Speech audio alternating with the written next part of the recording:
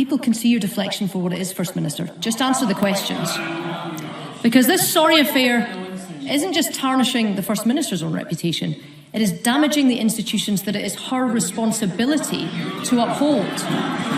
Majority votes by members of this chamber to produce legal advice ignored. Crucial evidence freely available elsewhere censored. Promises of openness and transparency broken. The Chief Executive of Scotland's ruling party caught calling for the police to be pressured. The reputation of the Scottish Government tainted. The standing of this Parliament diminished.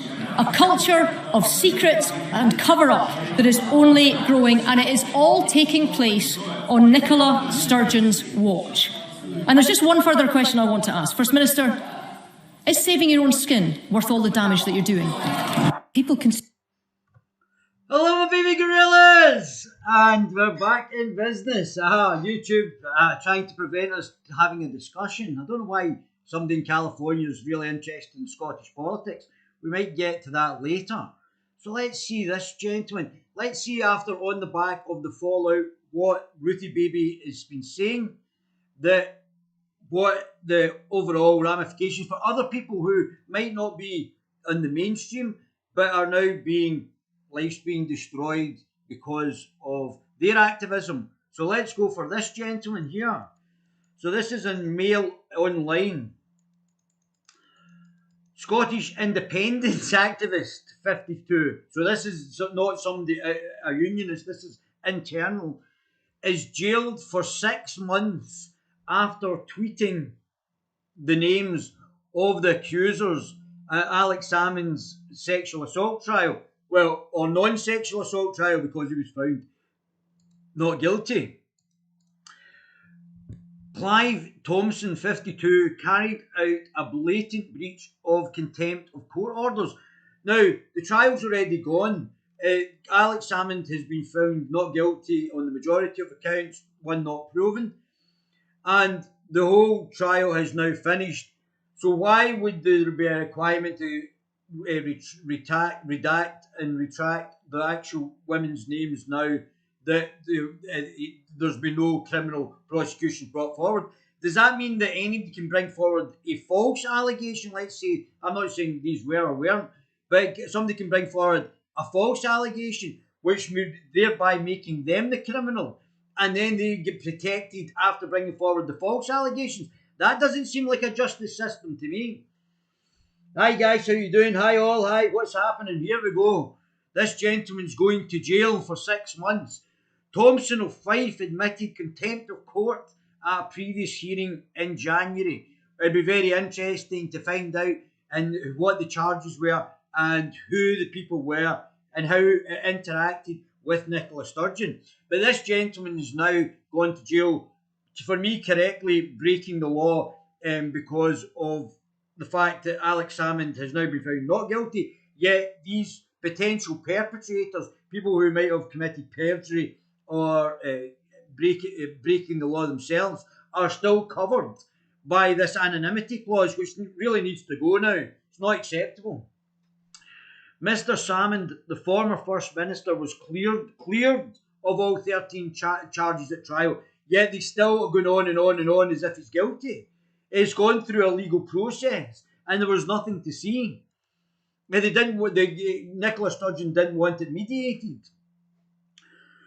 By Jack Elmsom from Mail Online. I hope I pronounced that right, Jack. Published on the 25th of February 2021. A Scottish independence activist. This is to cover Nicola Sturgeon. This is all to cover Nicola Sturgeon. And a Scottish independence activist has been jailed for 6 months after tweeting names of 5 of the 9 accusers who gave evidence at Alex Salmond's sexual assault trial. Clive Thompson, 52, carried out a blatant and deliberate, correctly so, and as far as I'm concerned, the trial's gone, their names should not be protected now. Breach of contempt of court order, banning identification of the women. A judge called for his actions politically motivated. Oh, I can't imagine anything politically motivated in this fiasco. and said that he was fully aware of the court order and quite correctly broke it as well. Let me just move you guys round here so I can see what you're saying. Poor Clive Thompson. It's Nicola Sturgeon. He should be in jail. Yeah. But believed he could circumvent it by tweeting from abroad. All right, I see. That's quite clever, Mr. Thompson. Very good. Thompson of Rosyth, Fife, admitted contempt of court at a previous hearing in January and was sentenced to 6 months. 6 months of this guy's life at the High Court in Edinburgh today. Obviously, if you tell lies about somebody or make things up to destroy their lives, that's not legally punishable, apparently. Mr. Salmond, the former First Minister, was cleared, yet Nicola Sturgeon keeps talking as if this is an ongoing case. Was cleared of the 13 charges, including sexual assault, indecent assault, attempted rape at a trial. Somebody touched my knee last year. There's Mr. Salmond there. Kept his stuff together. Must have been a hard time for him going through that. Former First Minister of Scotland, Alex Salmond, speaks to members of the media as he leaves the High Court in Edinburgh on March the 23rd last year. Lady Doran, who presided over the trial, had banned the identification of women giving evidence against Salmond. I cannot for the life of me understand why that would happen. Why after the fact that they're not guilty, are these potential perpetrators being covered in this orchestrated conspiracy? It looks increasingly like it. Oh no, I have nothing to hide except all the evidence. Oh, we've got nothing to hide except we're going to redact information from Alex Salmond's statement. I mean, they must think we're all stupid. They must think we've all been lobotomised. Sentencing Thompson today, she said that he believed at the time of his second tweet that he might be safe from proceedings from contempt of court by being abroad. I think there shouldn't be any contempt of court here. We don't know if these individuals are now guilty of a crime now, and yet their identities are still being protected. She said, you had thus given thought to how you might get away with it, going as far as seeking advice about that on Twitter. You decided to take a calculated risk. I would say the calculated risk was a group of individuals making false sexual allegations against the former First Minister. That might be the criminal contempt there. Hi, Guerilla man. Hi, guy. Hi, buddy. This was blatant and deliberate breach of the order, which was likely to cause serious stress and concern to the complainants. Forget Alex Salmond. Forget the stress and potential going to jail for Alex Salmond. Forget about that. And interfere with the protection extended to them by the order after the fact that this guy has been found not guilty. So they're now protected even from the case that they might be lying, which is completely not just. Nothing about the justice system seems just, and I think we need an overhaul of our judiciary. She said that his actions were clearly politically motivated. Oh, I know. Can you imagine being clearly politically motivated? I can't think of anything else in this whole scenario that was clearly politically motivated. With a small p. Oh, somebody's got a small p, has he? Can the people accusing be sheltered? How can these people exactly, mate? If a person's found not guilty of all the charges, exactly. Lady Doran, sitting with Lord Pentland and Lord Matthews, said the court took account of the fact it was a deliberate, indeed planned contempt of court, described it as a very serious matter. Hum's a useless justice system is like a banana republic. Well, yeah, it's a banana, let's be honest. The guy's an a member of a child rapist death cult. So he's an Islamo-fascist. That's his beliefs. That's his underlying beliefs. And he's already on the record for saying it. So I don't see why we should expect anything different to come of it. Mr. Salmond, the former First Minister, was cleared of all 13 charges, including sexual assault, indecent assault, attempted rape at a trial last year. So he's cleared. But he's still having to answer in perpetuity because of this. In a sentence statement also published after the hearing, she said there are very good reasons why complainants in sexual assault cases are given anonymity. Yeah, I don't know why. Why are they giving anonymity? Why should somebody, not, if they're bringing forward a case, not have the requirement to stand against the accuser? That happens in every other case. Why is sexual cases different? And I didn't see Nicola Sturgeon, when children were being raped in Glasgow by fake Muslim asylum seekers, doing anything to her. Complaints about, oh, the women weren't exactly very loud at that point, were they? Humza useless playing cover for it. The protection is by convention afforded to complainers in all cases, not just the one which we are concerned with. Well, I would suggest that's a wrong rule. I would suggest that they shouldn't be protected. And if you're making false allegations, we need to know you shouldn't be getting protected if you've made false allegations. Moreover, the reason for such protection extends beyond the complainers in the present case. One reason for it is the risk of public knowledge of their identities. Yeah, in case we find out they're all connected to Nicola Sturgeon, can operate as a severe detriment to others against making complaints to the authorities in sexual cases. Well, there might be a reason that these people are lying. We need to bring in polygraph tests, take away the anonymity, bring in polygraph tests for the accused and accuser, and we'll find out that way, rather than just protecting somebody who can bring false allegations forward. Thompson admitted contempt of court at a previous hearing. Lady Doran said that for such premeditated contempt, there is no alternative to a custodial sentence and jail them for 6 months. So innocent men now are going to jail to cover for Nicola Sturgeon. I mean, really, absolutely. If it's not Craig Murray, it's this guy, Tommy. His name's not been redacted, has it? His name's not been protected. So we all know his name. Yet, people who lie in sex cases can get away with it and get their names protected. So let's see another victim. Will we see another victim of Nicola Sturgeon's orchestration?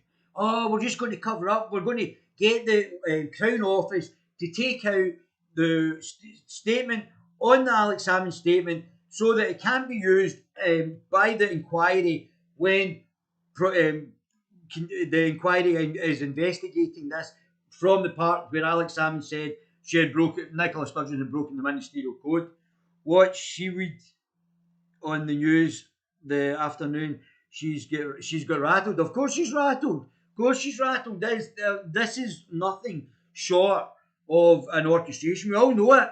Everybody knows it. It's not just the fact that we can't see it. She must think we're all stupid. She's having to redact things and do things in public that we can all now see what is happening.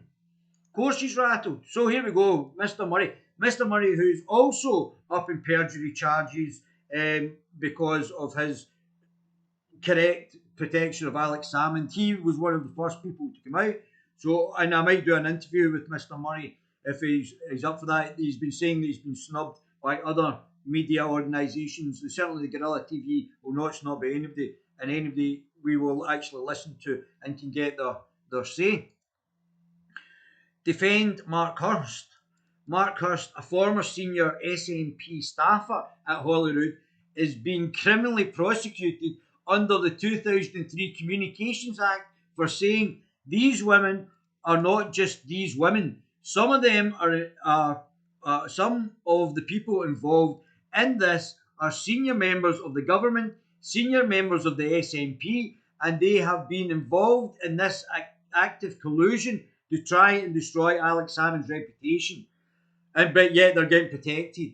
And there's not a chance in hell that they are going to get away with it.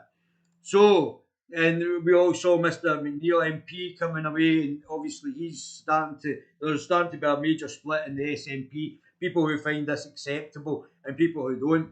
So they're going to reap the whirlwind, no question about it. That's just going to happen as soon as this virus emergency is out of the way. Then there's going to be a bit of reckoning taking place, and we'll clear out the soft independent supporters, which are clearly leading the party. That's why we've seen no movement in nearly 6 years. Yeah, fake nationalists. These are just gimps. These are the gimps, the globalist Islamo-Marxist party inside the SNP. The gimps, same as the Labour Party, gimps. They're liberals, gimps, and so are the Tories as well. They're a gimp party, and so is the Greens. Bunch of gimps. They are the gimps.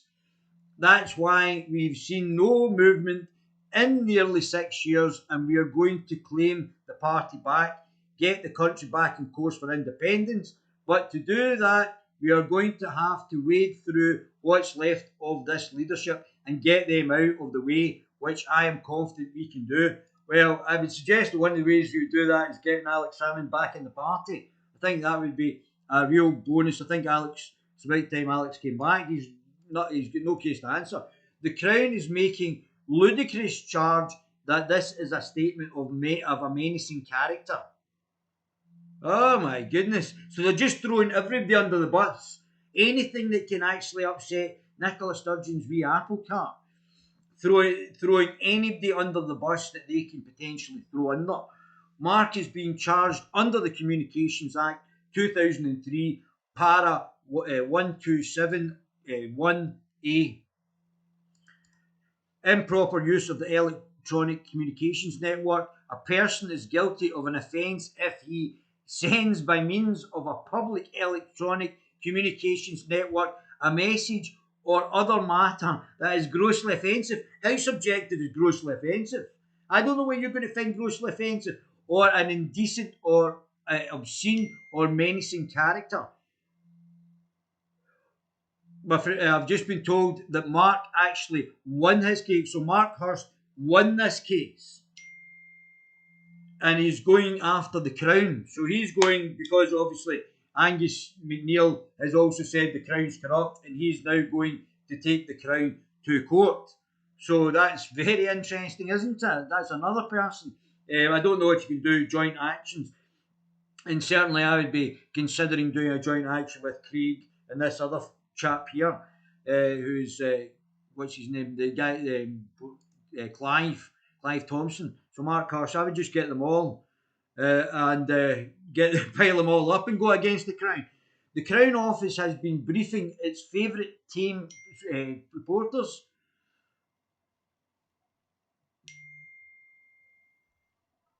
Let me just get this up. This is from Mark Hurst. I've instructed lawyers to bring actions against the prosecuting authorities, Crown Office, Procurator Fiscal Service for what we believe to be a malicious prosecution against myself. Unlike previous crowdfunders, I intend to repay donations if we win, and any damages and costs awarded in my case is successful. Oh, that's very nice one. Senior counsel and solicitor believe I have a strong case, otherwise I would not proceed. You can learn more about it and donate here, www.civillibертyscotland.com. So I would go and actually donate and give them some more money. You will recall that when I was charged with contempt of court, I was contacted by the Times immediately after the police left my home. As the Times reporter, the Crown Office are briefing that Mark Hurst has been charged for stating that Salmond's accusers would reap the whirlwind. Both the Times and the Crown Office are guilty of gross dishonesty, and in presenting that phrase out of context, which context you can now see plainly in the above full quote, the Crown Office is dishonestly attempting to convey the impression that reap the whirlwind implies some personal or even violent vendetta against the conspirators, whereas what Mark Hurst was actually referring to was the political campaign to back control of the SNP from scheming careerists. And that's what they look like. I would say that's correct. Obviously, there's some good people inside there. He won his case and he's going after the Crown, after his crowdfunder. Read the crowdfunder. It's explained.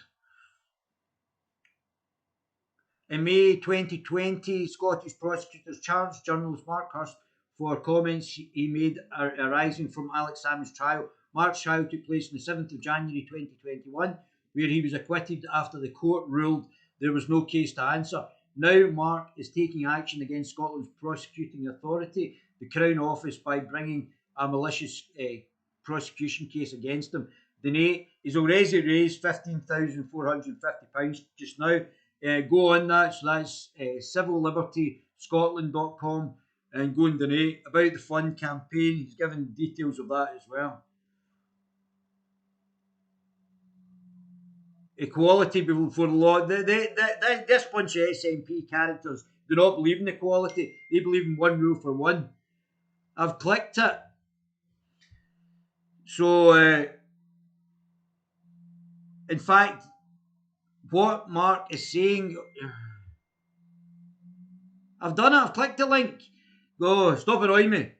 In fact, what Mark is saying has precisely the same import as the tweet.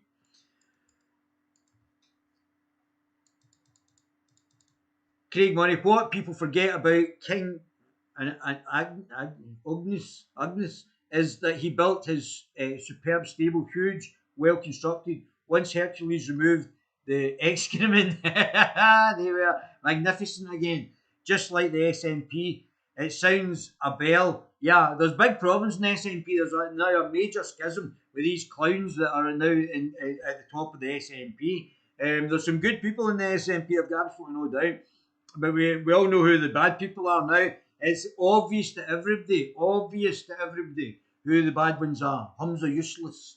Wee nippy. Open the link and read it out on screen. I have opened the link. I'll do it after this. Wait till I finish. One thing at a time, my goodness. Deliberately to misconstrue a call to political action in opposing to a political grouping as an act of menace is a state persecution. The whole thing's been persecution. It's been one persecution after another to protect Nicola Sturgeon, as wee chubster, Ruthie Baby, has actually identified today. She has been out and actually speaking about that, exactly what it is. It's just to protect Nicola Sturgeon. And Nicola Sturgeon isn't that great a politician that she's worth protecting, which has profound implications. I can't even read that now. Crooked Crown Office, that's right, the Crooked Crown Office. What do you think about the roadmap? The roadmap. I'm going to read it all out. Just give me a minute. What do you think about the Crooked Crown Office? It will be Leslie Evans that will be thrown under the bus to protect the dear leader. Yeah, Nicola. And I'm going to do it in a minute. I know I'll do it in a minute. Oh my goodness, sorry about that, guys. My friend's doing my head in. That is the bookie's choice. Yeah, Evans. Yeah, I mean they all should be thrown in the bus. They all should be going. But obviously, this has all been Nicola Sturgeon's deliberately taking herself out so that she's protected from it. We all know this. It's not that none of us are stupid. We all know this. The boxing gloves are coming off now, and NS and her wee gang, which is what it is. She was definitely rattled today in Parliament and couldn't stop twitching or pursing her lips or nodding her head. I think after she's gone next week, if she goes to the court or to the tribunal, the committee, that she's going to have to then answer more and more difficult questions. But we all know the dead flags. They've just used the Crown Office to redact the part to the committee, the Fabinini committee, about Alex Salmond. Nothing to do with the women, nothing to do with anything else. The only part 30, which we read out last night, was to do with Nicola Sturgeon lying to Parliament, and they've used the Crown Office as their persecutors, not prosecutors, persecutors, as we've seen with these gentlemen so far. Mark Hurst has already won his case. Mark is a journalist and friend to whom I refer that had 5 policemen enter his home and confiscate all his phones and his laptop. Oh. And that's just persecution. It's far from plain what that action was, why that action was necessary when he is being prosecuted for the context of a video that openly posted online. And we already saw Wings Over Scotland were saying exactly the same thing. The police are getting used to persecute people and not prosecute them. The province of his video, province of his video is not in dispute. Why would they need his phones and computers to find if there's anything else on them so they can prosecute and persecute them for that? This seems another example of Police Scotland's fishing expedition approach. Of course it is. Remember the police who did this described themselves to Mark as Salmond's team? What? Remember? The police who did this described themselves to Mark as Salmond team. The burning question is, why does Police Scotland still have a Salmond team going around terrorising people? Because anything that gets it closer to Nicola Sturgeon, because she's a tyrant, is a problem for Nicola Sturgeon in their homes during the pandemic, even after Salmond's acquittal. Because they don't want it linking back to the mafia that Nicola Sturgeon is and being rightly called out for being. That the decisions on who to prosecute are entirely political and exclusively demonstrate here and here.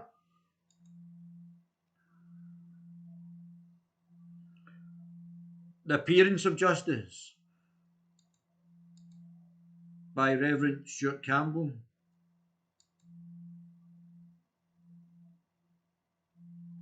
A very political prosecution. Yeah. Where did that go? Where did that go?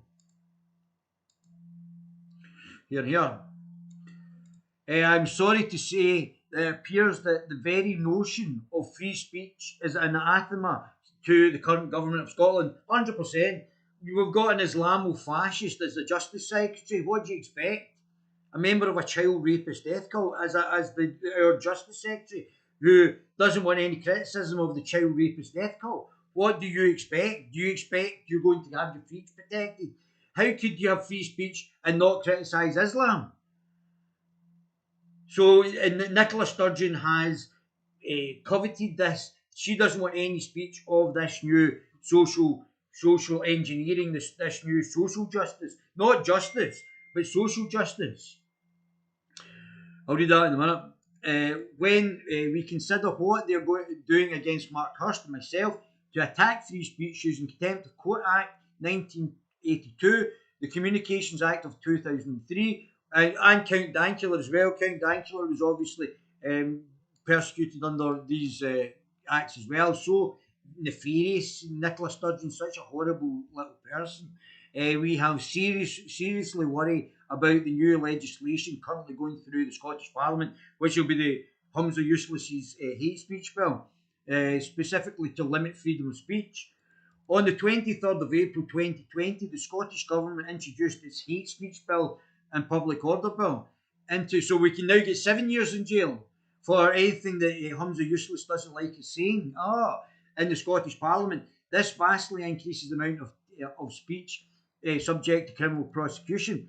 It introduces new categories of protected characteristics, none of which are white men. You can say whatever you want. You can even, I guess, if you're a Muslim, say it's okay to rape children. Like I pointed out to, we'll just get this up just now so that I don't look anti-child marriage un-Islamic. Come on.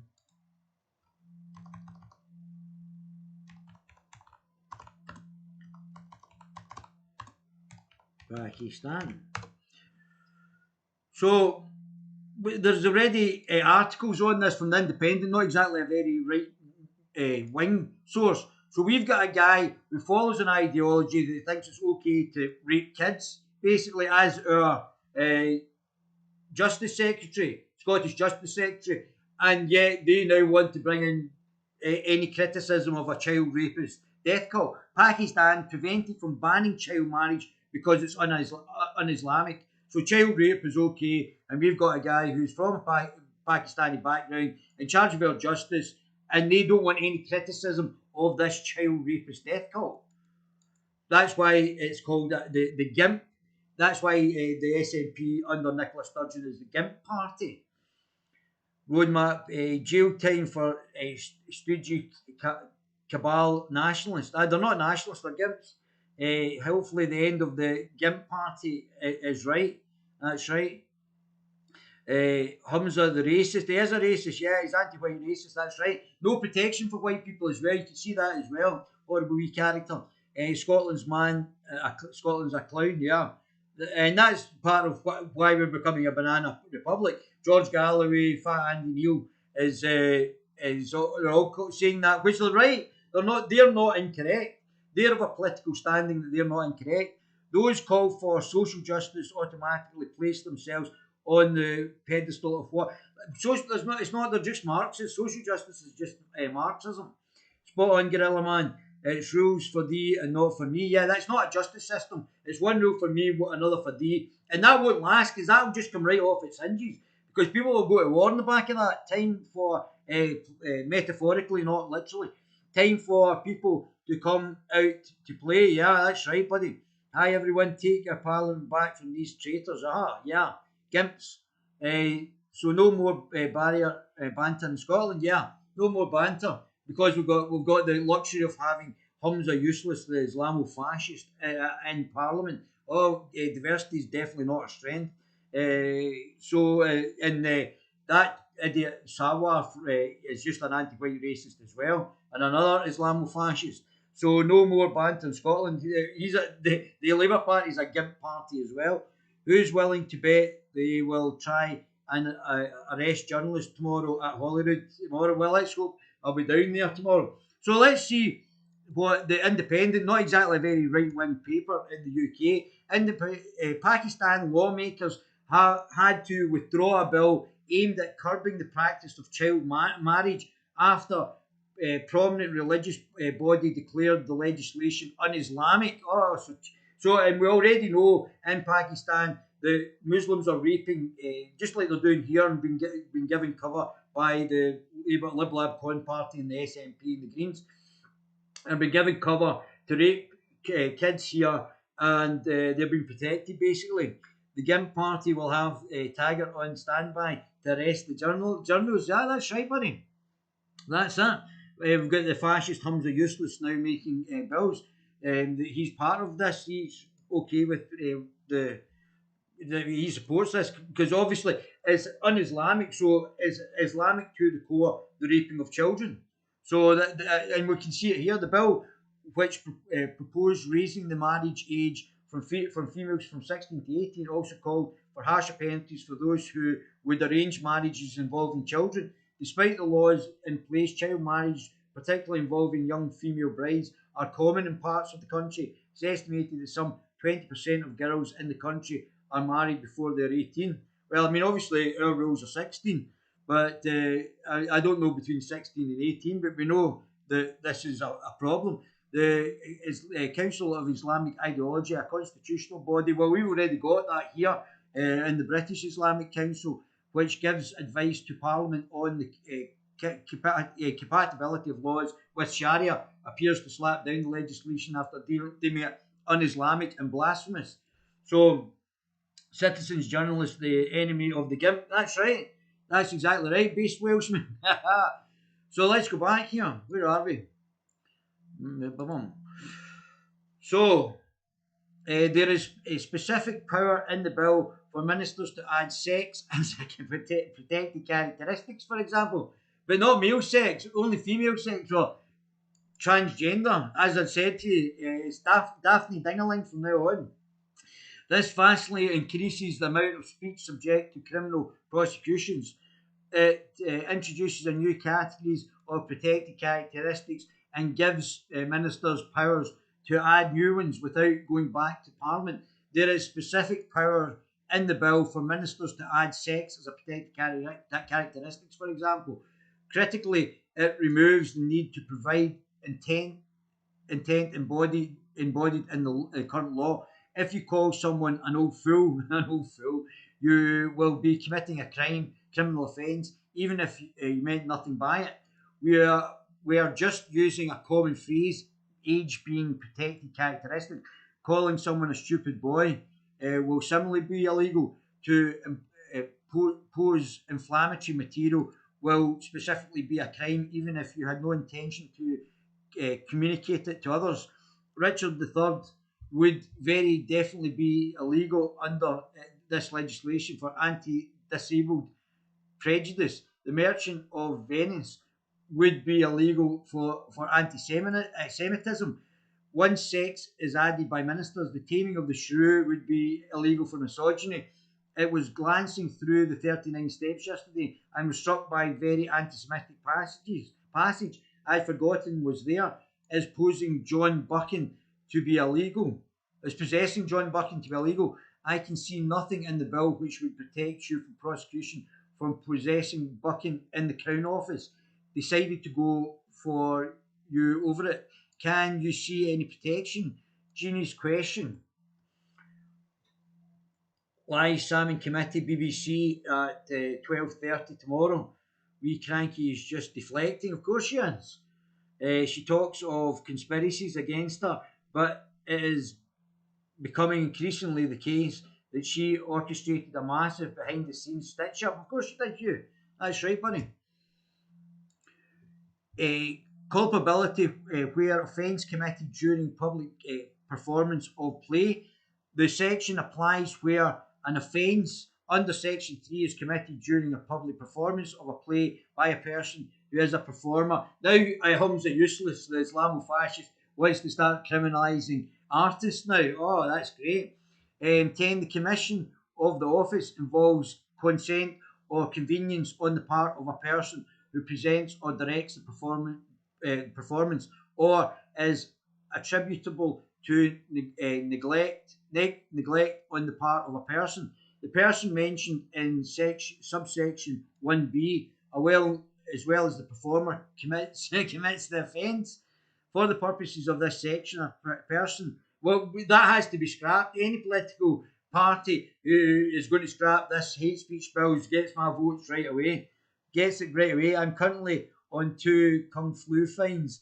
Please say I'm not a journalist, but if you can change genders, can't change jobs. That's right, Base Welshman. That's it. You can identify as a woman, but you can't identify as a journalist. For the purposes of this section, a person is taken to have directed a performance of a play, giving under the person's direction, even if the person was not present during the performance. What? In this section, play and public performance. I mean, it's disgusting. It's absolutely disgusting. And Rees-Mogg's allowed this to go through.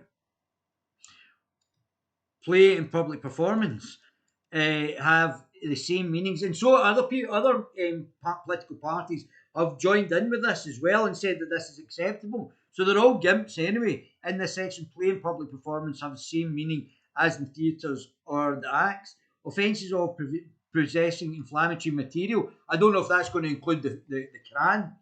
A person commits an offence if the person has possession or threatening, abusive or insulting material with a view to communicating the material to another person. So that would definitely include the Quran, because obviously it incites violence. Either the person intended in doing so to stir up hatred. Well, the Quran talks about killing or the Hadith certainly talks about killing homosexuals, killing non-believers, killing Jews, raping women. So I would suggest in that calling people kafirs as well. So I would suggest all of that fits into this bill. So and also wants sex slaves and raping the children. So all of that I think falls into your hate speech bill. So we'd have to then knock down the mosques because it promotes this. The person intends in doing so to stir up hatred against a group of persons based on group being identified to race. Well, it's a human race, so that's colour, nationality, including citizenship, or ethnic or national origins, or it is likely if the material were communicated, hatred will be stirred up against such groups. This is just going to enhance any divisions in society. This is not needed, and Hums are useless is just causing the problems, not solving them. A person commits an offence if the person has possession of threatening or abusive material, the Quran again, which covers both of those, with a view to communicating the material to other people. So anybody involved in Islam, etc., would be committing offence under this bill. The specifically includes performance, politically incorrect jokes will become an actual criminal offence. Really, pretty well carry on film ever made would now be illegal and subject to prosecutors and writers' performance. The possible imprisonment is now made up to 7 years. You can go to jail, guys. Up to 7 years. What you saying? How can he defend himself if his evidence is removed? Humza hate bill should be torn up. It's a disgrace. That's right. It's a disgrace to free speech. Yeah. If he was smart enough, he'd have to go hold several copies of unredacted report. Yeah. If she gets away with it, God help Scotland. Yeah, and I think she will get away with that. She's already we become Andrew Neil. We'll come to that in a minute. Andrew Neil has already said that we're becoming, and so is George Portugal, a banana republic. If she gets away with it, God help Scotland. Base Welshman says you are an SNP MSP.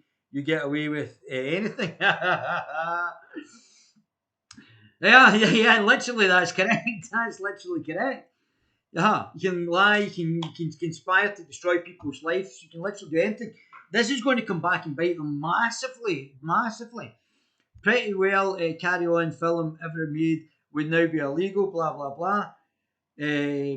I quite accept that more of society change, and there is much in carry on film society would find unacceptable now, but criminal.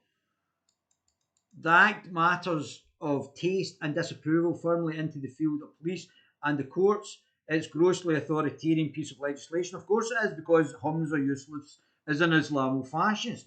Once you have statutes in place that makes telling a sexist joke a crime, you are dependent on the police and the prosecutor to apply the law in a sensible and liberal manner. But what's the case of both Mark Hurst and myself makes plain, as indeed does Alex Salmond's case itself, is in that Scotland does not have that at all. Scotland has political control, vindictive and corrupt police, and now prosecutors who will, as Mark Hurst's case could not demonstrate more plainly, twist any law to the maximum to contrive a prosecution against those labelled as political enemies. I mean, that's disgusting. That's absolutely disgusting. Mark Hurst is a good man. He realizes so many of you dug very deep to fund my own defence. But I do urge those who are able to do so support Mark, who also faces jail for the crime of politically writing and with whom I stand shoulder to shoulder. My own defence fund has raised more than we need at current stage of proceedings, so it is my intention, absent majority objection, for which those money it has transferred £10,000 from my defence fund to Mark's. That's very nice of him. What a nice guy Craig Murray is. Unlike Nicola Sturgeon and Humza Useless, who are a horrible, horrible, disgusting pair. Unlike our adversaries, including the Integrity Initiative, the 77th Brigade, Bellingcat, and the Atlantic Council, and hundreds of other warmongering propaganda operations, this blog has no source of state, corporate, or institutional finance whatsoever. It runs entirely on volunteering subscriptions from its readers, many of whom do not necessarily agree with every article, but welcome alternative voice, insiders, information, and debate. Subscribe to keep this blog going. We gratefully receive. Yeah, £2. There you go, guys. £2 monthly. Oh my god, I mean, really? I mean, how disgusting. What a disgusting bunch. I saw more interesting stuff on my Twitter handle. So let's have a wee look at this. There's Fat Andy telling us we're becoming a banana republic. So here's Fat Andy Neil. The Spectator, GMB gatekeeping news outlet, won't have me on. He knows he would lose against me, debating me. Censorship, bully, threat of jail. How Nicola Sturgeon's stormtroops turned Scotland into banana republic without the bananas. The bananas are all in the SNP benches. by Andrew Neil for the Daily Mail. Fat Andy. 24th yesterday, February 2021. These are dark and even dangerous days in Scotland. That's right.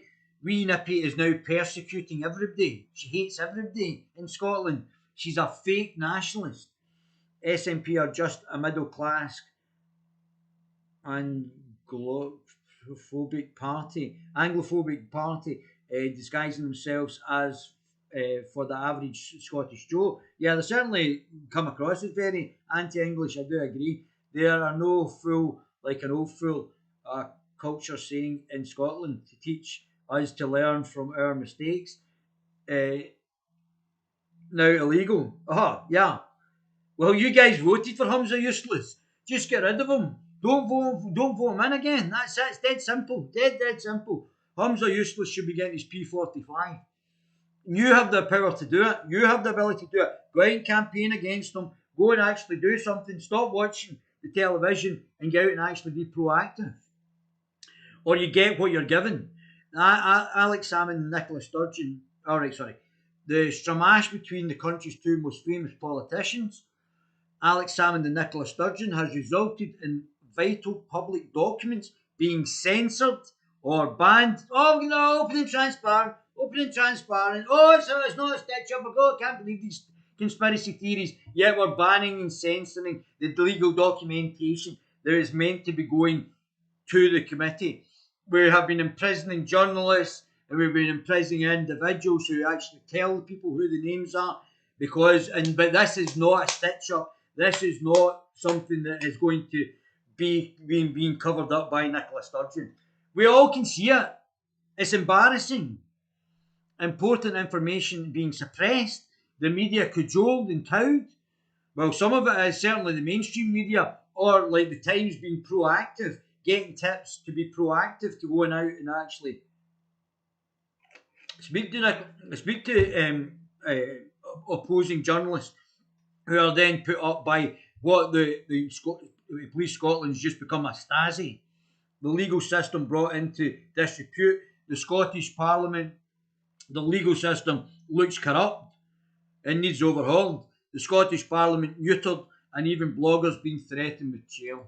Oh, it's fantastic, isn't it? Welcome to Nicola Sturgeon's Scotland.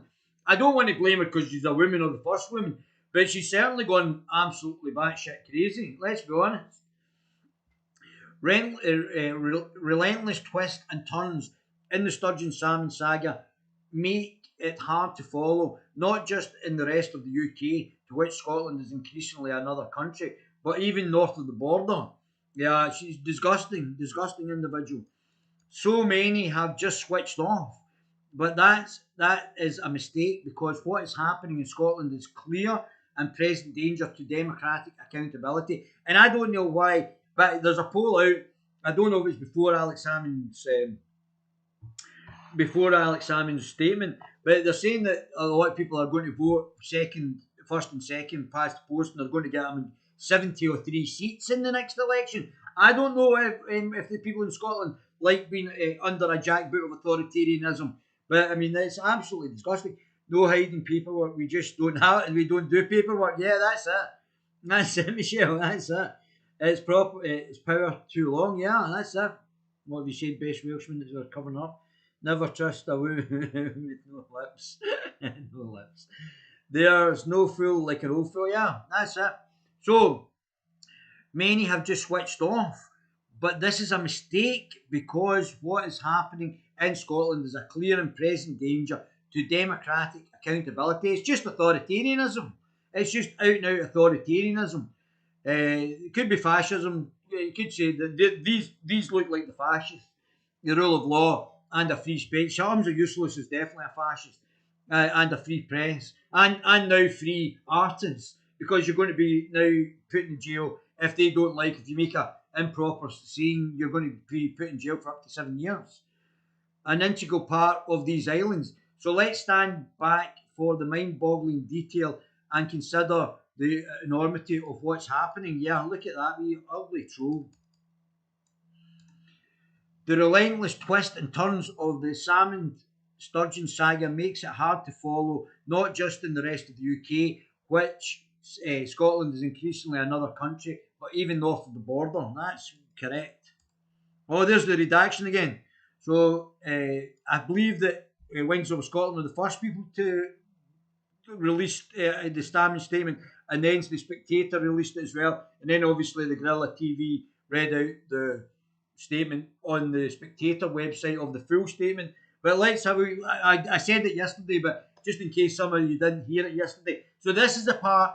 The Nicola Sturgeon's gone to the Nicola Sturgeon's minions have gone to the Crown Office and said to them, "We want this redacted." Now, see if you think that this has anything to do with women or to do with Nicola Sturgeon breaking the ministerial code. And now that they've redacted it, the committee cannot then bring it up in evidence at the end of the committee's proceeding.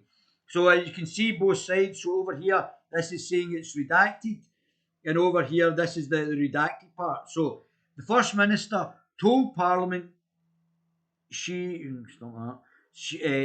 official report on the 8th, the 10th, and the 17th of January 2019 that she first learned of the complaints against Alex Salmond when Alex Salmond visited Nicola Sturgeon's home on the 2nd of April 2018. This is untrue and a breach of the ministerial code. Redacted, redacted, redacted, redacted. Through our Crown Office, through the people that are meant to be putting in getting justice in our country. The evidence from Mr. Aberdeen that he personally discussed the existence of the complaints, so that's it corroborated. So that's what wee Ruthie Baby was talking about, the corroboration of the statement with not only Alex Salmond saying that Nicola Sturgeon knew, but Jeff Aberdeen has also corroborated Alex Salmond's statement, and I believe Mr. Hamilton, not Mr. Hamilton is doing the inquiry, Mr. Hamilton, another lawyer with the same name as the person who's conducting the second inquiry, is also involved in this as well. And he knows about this, so it's corroborated. I think there's a fourth person. So I think there's four people that have corroborated that this statement is true and that Nicola Sturgeon is lying. The evidence from Mr. Aberdeen that he personally discussed the existence of the complaints and summarised the substance of the complaints with the First Minister in a pre-arranged meeting in Parliament on the 29th of March 2018, arranged for the specific purpose, cannot be reconciled with the position of the First Minister to Parliament. The fact that Mr. Aberdeen learned of these complaints in early March 2018 from the Chief of Staff to the First Minister, who's thereafter arranged for the meeting between Mr. Aberdeen and the First Minister on the 29th of March to discuss them, is supported by his sharing that information contemporaneously with myself, Kevin Pringle, and Duncan Hamilton, QC advocate. That's not the same Hamilton that's doing the other inquiry. So that's four people who now know. Redacted, oh, we're open and transparent, nothing to see here. Nicola Sturgeon used the Crown Office to take that part out of the information that's now gone forward to the committee. Nothing to do with women, nothing to do with anything else. Can he use the redacted statement tomorrow? He could say it. It's already up. I mean, the Guerilla TV channels covered it. He could say it. The Spectators covered it. The Wings Over Scotland's covered it. They can all say it.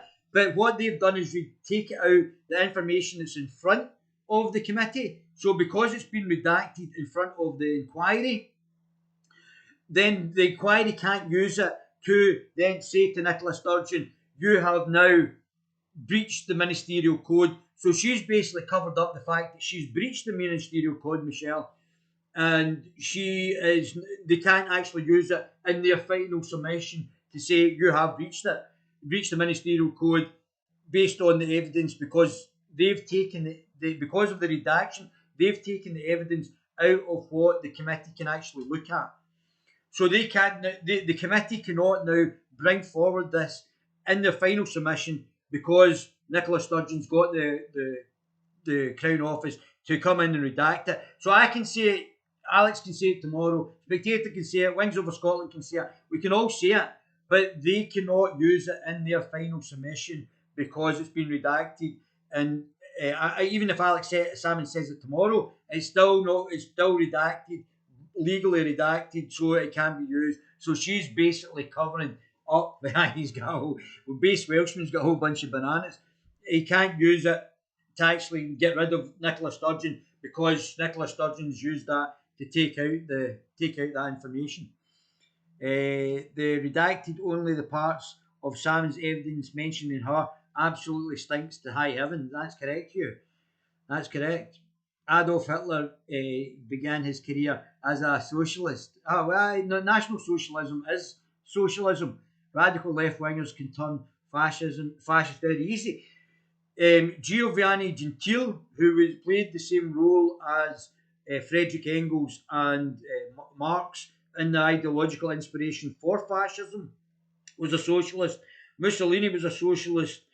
And who's the guy from England? Mosley was a socialist. All of the main fascists were socialists.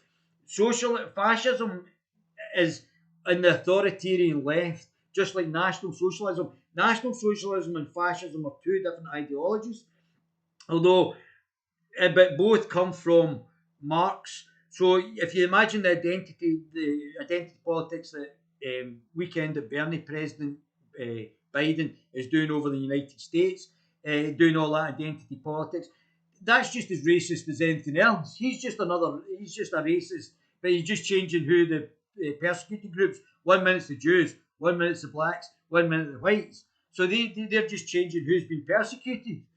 But the underlying ideology is racist. Identity politics, critical race theory is just racist. D'Angelo said that she's a racist. She's a scumbag. So and then they blame they do what about her and then point, oh, you're the racist. But it's them. Antifa doesn't go and chat Humza Useless store and call him a fascist, and he is the fascist. Surely, if the original version was submitted to the committee before a further redaction version was issued by someone else, the original can be discussed and considered. No. So what's happening is, you're partly correct here, Andy, but the original is going to the parliamentary inquiry. So that is then being challenged. That submission has now been challenged through the court, the Crown Office. The Crown Office has then come back and said, you have to take out this part here. And now that it's been legally redacted and you can't see it as the committee then can't take this into consideration. So that it's now been taken out of consideration for the actual the parliamentary committee, and they cannot then use it as evidence because it's been legally redacted by the Crown Office, and now they can't use it. Even if it's been said in other places, even if Alex Salmond says tomorrow, it's been legally redacted and taken out of the political conversation. I hope that made sense. I hope you understood that. Before Mr. Salmond's testimony made claims against Miss Sturgeon and her office, which have now been redacted, right? And the Scottish Parliament redacted the most damning part of Mr. Salmond's bombshell evidence against Miss Sturgeon. Corroborated as well. It's been corroborated, but the Crown is crooked. Well, Michelle, that's certainly what Angus Neil said, that the Crown has now been compromised. The Crown Office, Lord Advocate James Wolfe has now been compromising his position, just like Leslie Evans. Everybody that I said had been compromised needs to resign now. They've all been the ones. If you go back on the Guerilla TV channel and look at the people who went and chapped the door, they all have to leave their job. They have all been compromised, including Nicola Sturgeon. Read about I'll do Jim Sillins after I finish this, mate. A former Scottish National Party First Minister of Scotland, Salmond, is accusing the current SNP First Minister Sturgeon of lying to and or misleading the Scottish Parliament. Just do it in the comments, guys. Who thinks Nicola Sturgeon's lying? Let's just do a wee poll. Can you just put lying, Nicola Sturgeon lying, or if you think Nicola Sturgeon's telling the truth, just leave it in the chat. Just leave it and let me do a wee quick poll of who thinks Nicola Sturgeon's telling the truth and who thinks Nicola Sturgeon's lying. Or misleading the Scottish Parliament. He also claims she was part of a concerted effort involving the Scottish Government, SNP executives, including the party chief executive, who happens to be Miss Sturgeon's husband, to destroy his reputation, even to the extent of seeing him jailed. She's lying, yeah. I think it's all come through. She's lying, yeah. This is extraordinary claims, but not as extraordinary as the official response, which has insisted the crucial evidence that Salmond thinks corroborates his claims being censored and remain unpublished. Don't forget the Jeff Aberdeen's statement, because he's made a statement to the committee, has also been unpublished. And that's not been redacted, that's just been unpublished. So we don't know what the corroboration between Jeff Aberdeen's statement and Alex Salmond has been to corroborate the fact that Nicola Sturgeon broke the ministerial code and has been lying. Yeah, everybody's saying that Nicola Sturgeon's lying. These are extraordinary claims and not extraordinary as official. So, I mean, lying to the public, that's a resigning issue there in itself. But there's multiple. Because I remember I told you last night, the more the lies, the greater the lies, the more you have to lie, the greater the issue. The greater the issue. But as extraordinary as the official response, which has insisted that the crucial evidence that Salmond thinks corroborates his claim be censored and remain unpublished. This in a democracy in 2021. You've got to remember that the political class want to destroy democracy and have like a technocracy to move towards a one world government. That's what their objective is. They want to take away your things, your possessions, and keep you as serfs. She can't even tell the truth that she's a lesbian. If they have been compromised, can Westminster initiate tribunals? What needs to happen, Drew, is there has to be a judicial review of all of this.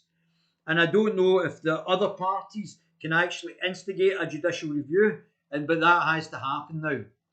It's going to be worrying because in the polls, Nicola Sturgeon may actually win 73 seats. So Nicola Sturgeon may have an overall majority. After us knowing that she's lied and all this, she might actually get a bigger majority after May because everybody's still going to vote for the SNP.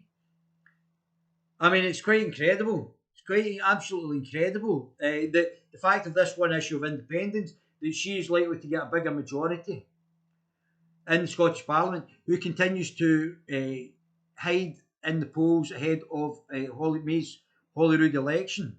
Sturgeon, who continues to ride high in the polls, both in the first and second vote ahead of May's Holyrood election, but has stated to look somewhat flustered, emerged from her bunker this week to state to the cameras there was not a shred of evidence to support Salmond's accusations. Let me just go into this. Oh, there she is. They've got it perfect. Line teed up. Head on and very directly some of the wild, untrue, false and baseless claims that have been made in recent times. But for now, I'm going to get on with my job of leading the country through COVID, so I'll get back to that. Minister, if I may just ask though, is there a worry that this inquiry is losing credibility every day, and it is to the detriment of women who may now speak out against powerful men? I do worry about not just the women in this case. Did that not look like a set-up question there?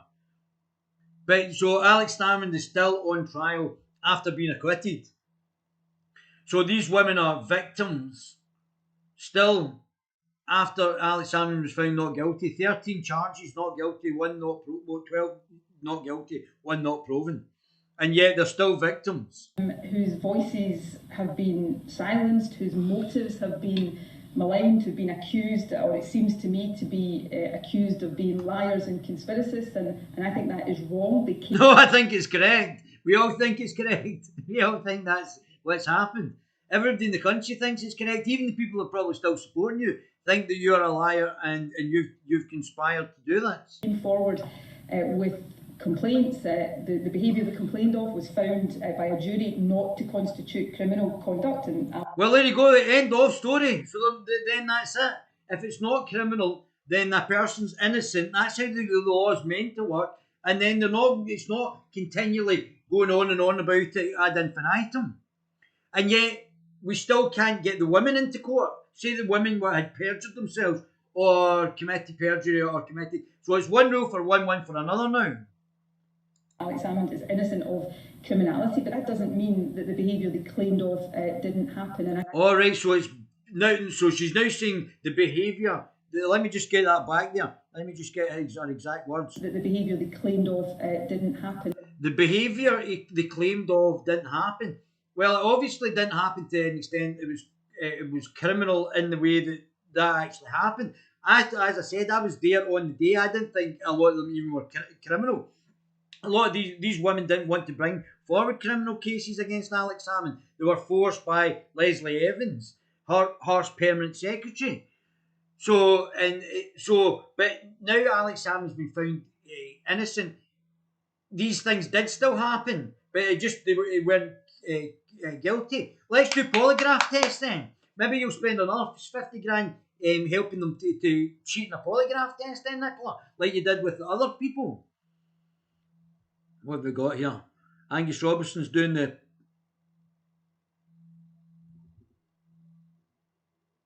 Untrue, lying. Everybody thinks she's lying. She can't even tell the truth that she's... No, that's so funny. It's a pity that gallows are still not around. I was wondering that. We are people trying, people buttoned up the back. Of course, they think you're buttoned up the back. They know you're not going to do anything. You're still going to vote for them. So they'll still stay in power and they'll still be able to do their nebbishy things. Angus Robertson owns the polls. Does she not care? We can see that. No, Michelle, she doesn't care. She doesn't care. She knows you can see her. She doesn't care. She's still going to bang the drum. What Alex needs to do is come back and take her on. And I think it's important that we don't lose sight of that. And when I've said that before... So the women are always innocent. The women are always victims. I know women that lie all the time. The majority of women do not lie. But I know women who have lied horrifically in my life, my personal life. Exaggerated, made false allegations, horrific. And they're not held accountable. They are not held accountable. So they can lie, say anything they want, and they're just like Nicola, the guy's always guilty and the women are always the victims. That's not necessarily the case. And what in this system is, if somebody lied against me, I can't go to the police and say this person's lied. I would like them charged because the police don't do anything. Probably because they're political now. Of that, and when I've said that before, people have said you're hiding behind the women. I'm not hiding behind anybody. If anything, I'm standing up for the right of women to come.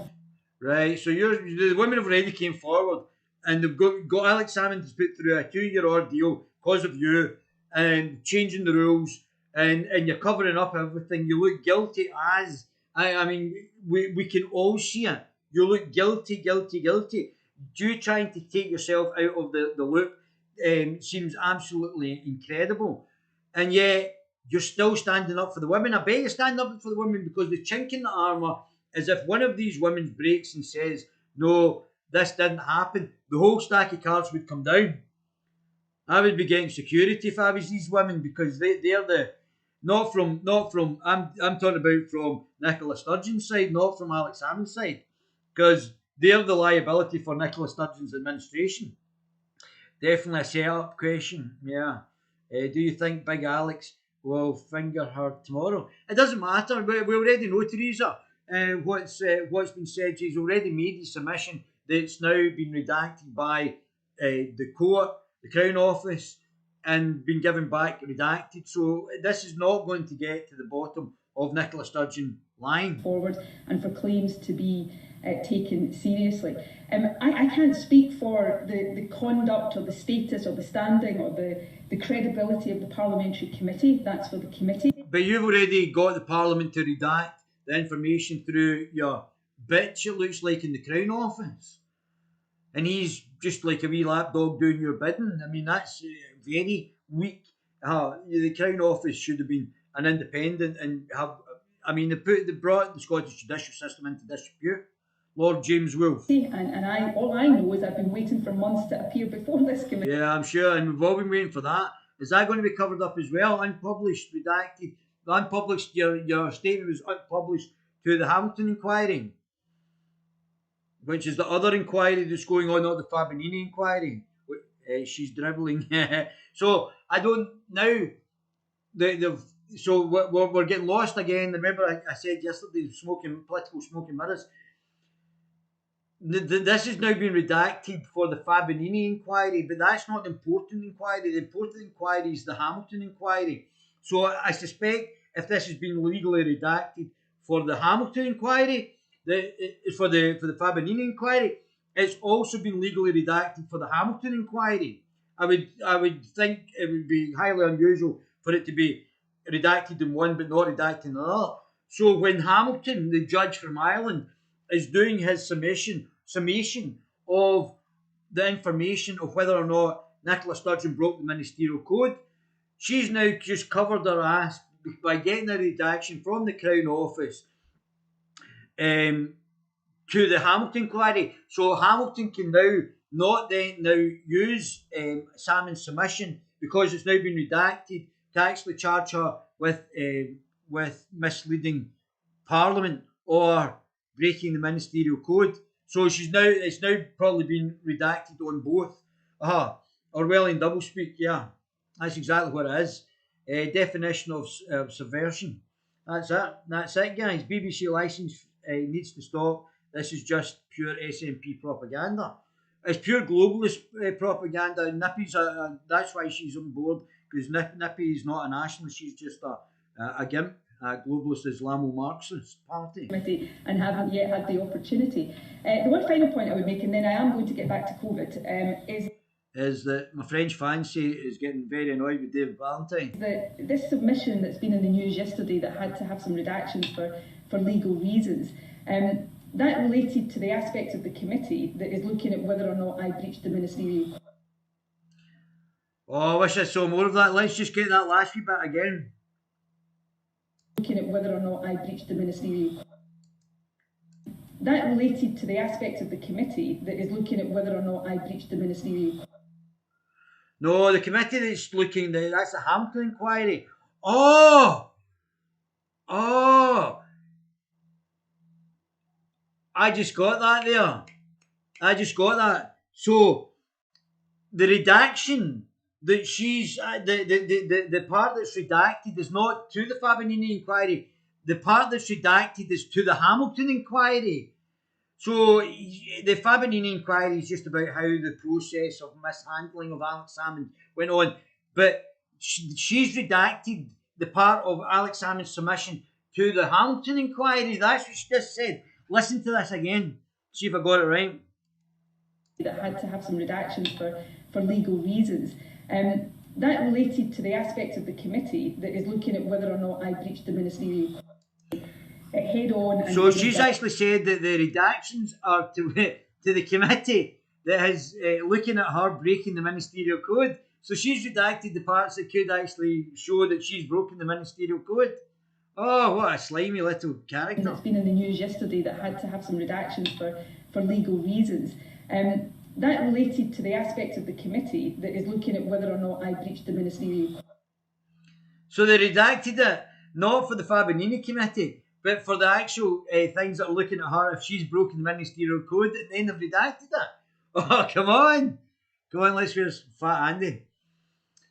Since her own Crown Office, Scotland's Public Prosecution Service has warned even the Scottish Parliament, never mind the media, not to publish his evidence. It was a wee bit difficult to put either his or her statement to the test. He claims His claims are being investigated as part of the Scottish Parliamentary inquiry into why Nicola Sturgeon government made such a hash of its handling of sexual harassment accusations against Salmond in 2018, that it ended up shelling out more than £500,000 to cover his legal costs in a judicial review of its actions. The government lost because the court concluded its procedures were unlawful, unfair, and tainted by a political conspiracy, with alleged apparent bias. How come her glasses appear sometimes? I don't know. She's obviously trying to look like Laura Batty. I'm sure she prefers getting. I'm not saying that. I'm not saying that. That was just the joke, lads. Oh dear, man, you guys are something else. Katrina probably enjoyed. Aye, I'm not saying that either. Just be nice to the ladies. I think Alex Salmond has fingered Sturgeon a fair few times. I'm not saying that. That's terrible behaviour. Well, here we go. We've got to watch the full video. Fantastic. Let's get watch with this, guys. Here we go. You nippy. The decisions about what the Scottish Parliament publishes and how it publishes whatever it publishes in compliance with the law are matters for the Parliament, for the corporate body. I am not party to these discussions. And the decisions the Crown Office takes in relation to enforcing or upholding the law, and this relates specifically to your question, are taken independently by the Crown Office, independently of government. And any suggestion at all that these decisions are in any way politically influenced are downright wrong. But I would suggest that they go further than that they actually start to buy into what is a false and quite dangerous conspiracy theory that has no basis in fact. You refer. So, do any of you think that this is a false conspiracy theory and no basis in fact, with all this covering up, putting people in jail, and no basis in fact at all? To allegations made by Alex Salmond, I don't think there is a shred of evidence behind those allegations and the claims that have been made. But Alex Salmond has had the opportunity. He had the opportunity to submit his statement, which you got the Crown Office to redact. Oh, come on. Oh, but you've nothing to hide. Nothing to hide. The opportunity today to be in front of the committee and to try to substantiate those allegations. Now, he's declined that opportunity today, I don't think with any good reason, and I hope he comes to the committee in early course so that he can say what he wants, put forward any claims that he wants, and crucially, bring forward the evidence. In terms of the submission... He did bring forward the evidence, and you got the Crown Office to legally redact it, so the inquiry can't... the Hamilton inquiry, apparently, by it sounds now, which is investigating you for breaking the ministerial code, can't actually use it as evidence. I mean, but you've got nothing to hide, Nicola. Mission. It's all a conspiracy. Oh, I can't believe these people are all conspiring against me. Oh, your husband's up in perjury. Your permanent secretary looks like she's broken the civil servants code. Oh, nothing to see here. Parliament redacted yesterday that relates to one part of the committee's inquiry. I don't think it inhibits the questioning of me. The allegations in relation to that part of the inquiry that Alex Salmond is making about me have been widely reported in the media and in the public domain. Yeah, and we all think you're guilty. we all come to the same conclusion that you're as guilty as, and you should resign. You're embarrassing the country. Everybody can see it now. You're embarrassing both nationally and internationally the country. When people get too close to the truth, they always call themselves conspiracy theories. That's right. Of course you do, Catherine. Of course it is, pal. And continue to be of the view that I will be fully questioned on all of these issues by the committee when I appear, hopefully a week today, fully and in detail. There's no reason why I shouldn't be. I know, but you've already covered up the bit that would be damaging to you and basically say that you've lied by redacting the part of Alex Salmond's submission and also covering up Jeff Aberdeen's, who corroborates Alex Salmond's situation that you lied and you knew about this prior to it. In fact, it looks like what Ruth Davison was saying today, that you knew months before. I guess it takes a wee while to orchestrate things, doesn't it, Nicola? And I don't think there's any reason why Alex Salmond should not sit in front of that committee, make whatever claims he wants to make, say whatever he wants to say. And I'll go to the law. I'll go to the crooked Lord Advocate James Wolfe to make sure that it doesn't go any further forward. Very good. And bring whatever evidence he thinks he has. Yeah, and I'm going to redact that. To bear. There was no conspiracy theory, and the conspiracy theory is coming from you. We don't think it's a theory. We think it was a conspiracy. Sometimes think that the preference, perhaps, of Mr. Salmond is to continue to make those claims without ever subjecting them to the proper scrutiny. You've just got the Crown Office to stop the submission that Alex Salmond brought forward to be allowed to be put forward to the committee. You've actually covered it up again. Of the Parliamentary Committee looking into them. So I hope he proves me wrong on that. Well, I can't prove you wrong because you've gone to Lord Advocate James Wolfe to make sure that his submission to prove you wrong cannot be actually used. Getting himself in front of the committee in early course. And then I look forward to appearing next week. Next week, I think, is the 6th date I've had in my diary to appear before this committee. Yeah.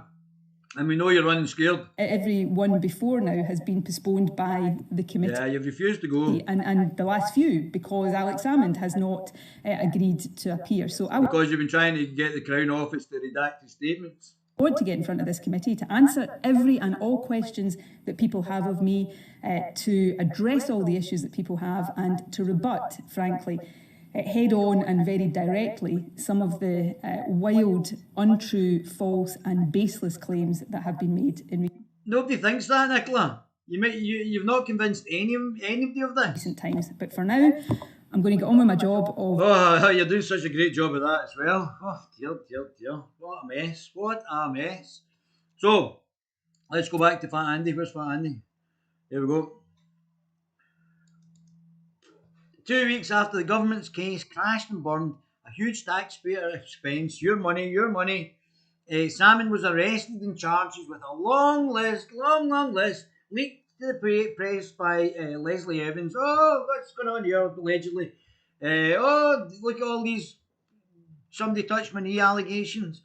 Salmond was arrested and charged with a long list of sexual offences, of which the most serious was attempted rape. Didn't sound like attempted rape to me.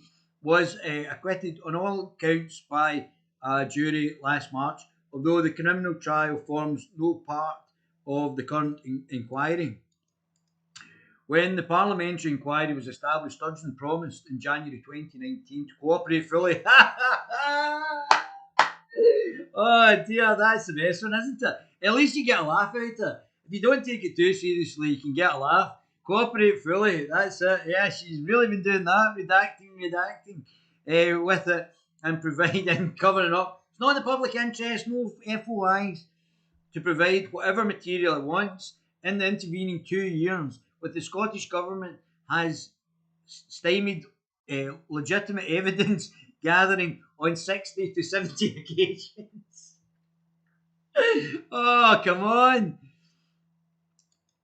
When asked for the First Minister's diary for the 2nd of April 2018, for instance, a blank sheet of paper was produced. Oh, yeah, openly transparent.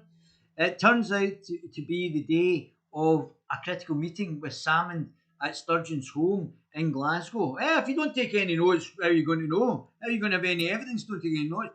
During which they discussed allegations against him for the first time. Blank sheets were also provided for other crucial events. I believe there was been 17 meetings that not one of them were recorded, and that you're meant to record them. She get talking Shiite. Dennis Nielsen didn't kill as many people as Sturgeon has. I certainly put them in jail. Everybody, her haircut more like a child's. Yeah, Rennie, he had to worry. Even Dennis Nielsen better cover-ups. Jeanette went cranky. Oh dear. So, the Scottish Government has refused to publish the relevant legal advice to shed light on why it persisted in fighting a judicial review case, even when it knew it was heading for defeat. The most aggressive, egregious attempts to stop relevant evidence from being published happened this year when Salmond made his substantial public last month.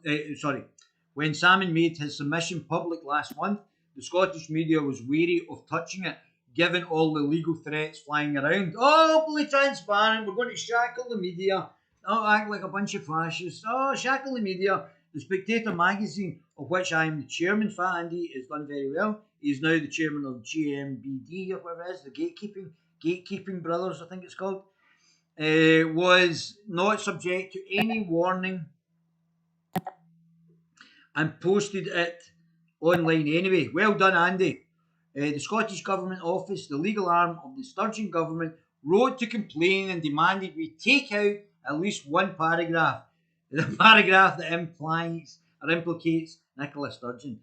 We complied and left the rest online. The Spectator then went to court in Edinburgh to establish that there was a legal basis for publication. So that he made sure that they tightened the what they could and couldn't be said by Alex Salmond and what they could and couldn't post on this. The court agreed. The Court Office did not object. The Crown Office did not object. The Scottish Parliament, after much laughing about as its way, decided it could publish the Salmond submission too. Oh, you remember that's why he wasn't going to come, hokey pokey. Thereby paving the way for former First Minister to testify before it, so all good democratic accountability restored. Well, not really. The SNP decided to ramp up the argument that publishing the Salmond submission could lead to identifying the women who complained about Mr. Salmond's behaviour and whose anonymity was rightly guaranteed. I don't think it's rightly at all, guaranteed by court. It was all nonsense. Anonymity was never at risk, but the Crown Office had used the same argument in the past and it was wheeled out again, oiled by those who had most to gain from it. A group of women who claimed to work for the Scottish Parliament posted identical spontaneous tweets. I'll go into that just now. Spontaneous tweets asserting with no evidence that they had even seen the submission. The politician would, with no evidence they hadn't even seen the submission, that publication would enable identification of the complainers. They turned out to all work for the SNP, not Parliament. So let me just go into this. I know where to find it. Wings over Scotland. How can I search this? Justice in Chains. How can I search this?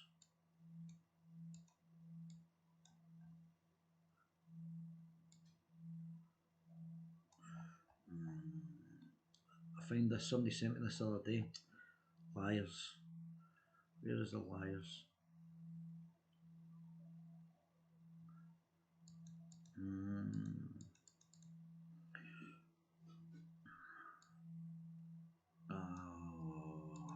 When am I going to search for it? Oh, come on. Right. Wings over Scotland. Let me try this way.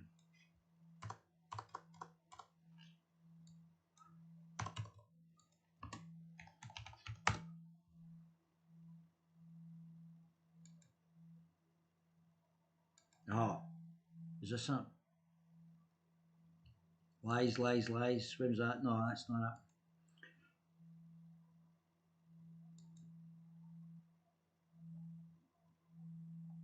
No, that's not it. One day ago. Oh, who sent me that?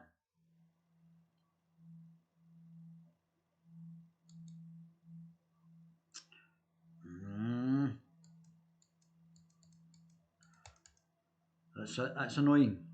Right, somebody sent me that. Give me a second, and I'll identify it. Don't worry, I'm on it.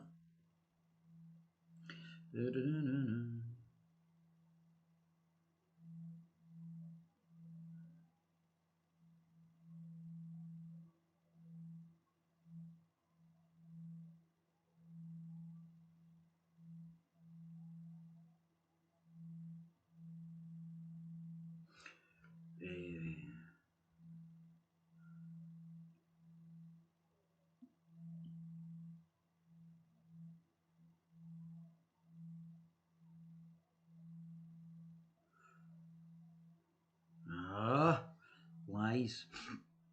I don't know how to do that. I'm sure it was Wings Over Scotland. Liars.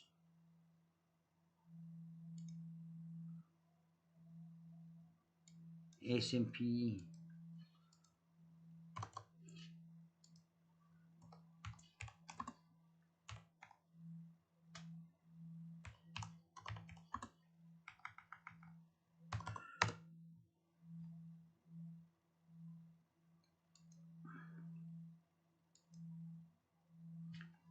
Scorched Earth.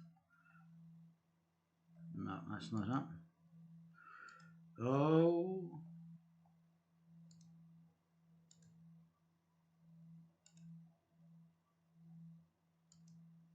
Oh no, it's not it either.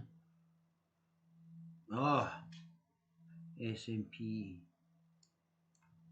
SNP.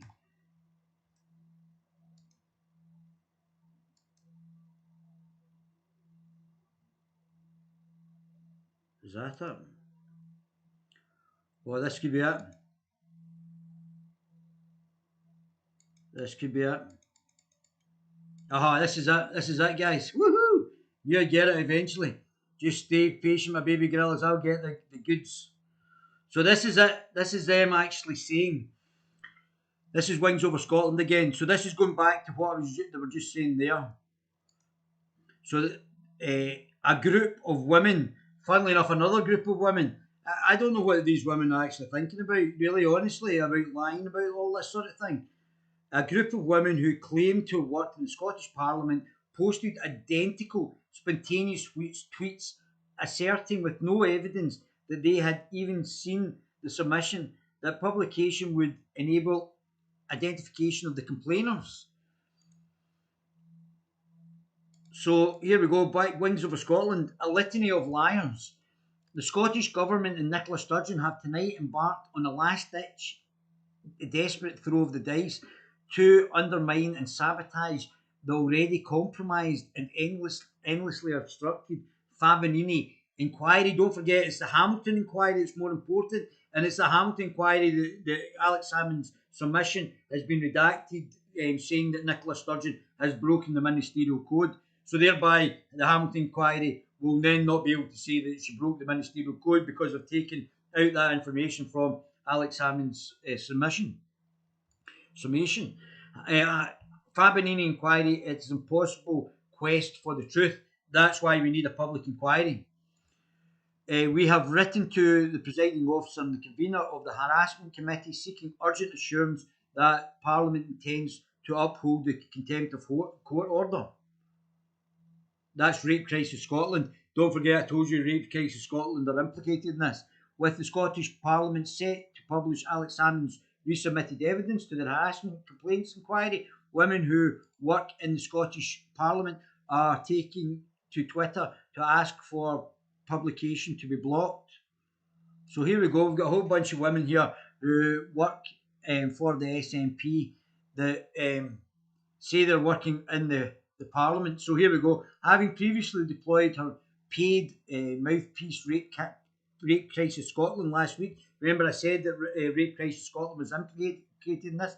The First Minister, who spent this last 6 months insisting that she saved her comments for her appearances at the inquiry, suddenly popped up on the BBC and STV, but not, curiously, Sky News, to issue a challenge full of gunfighter bravado to her predecessor. So this is from the Reverend Stuart Campbell on the 22nd. So this is 3 days ago, 22nd of February 2021.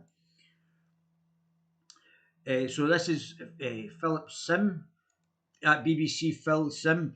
As we wait for the Holyrood Inquiry Committee to publish its submission and confirm Alex Salmond's appearance this week, Nicola Sturgeon has called him out, saying he has an obligation to replace the insinuation and assertion we have heard over several months now with evidence. Now he's given the evidence and she's went to the court and actually got it retracted. So he's given the evidence and she's not prepared to accept the evidence by using the court as her lapdog.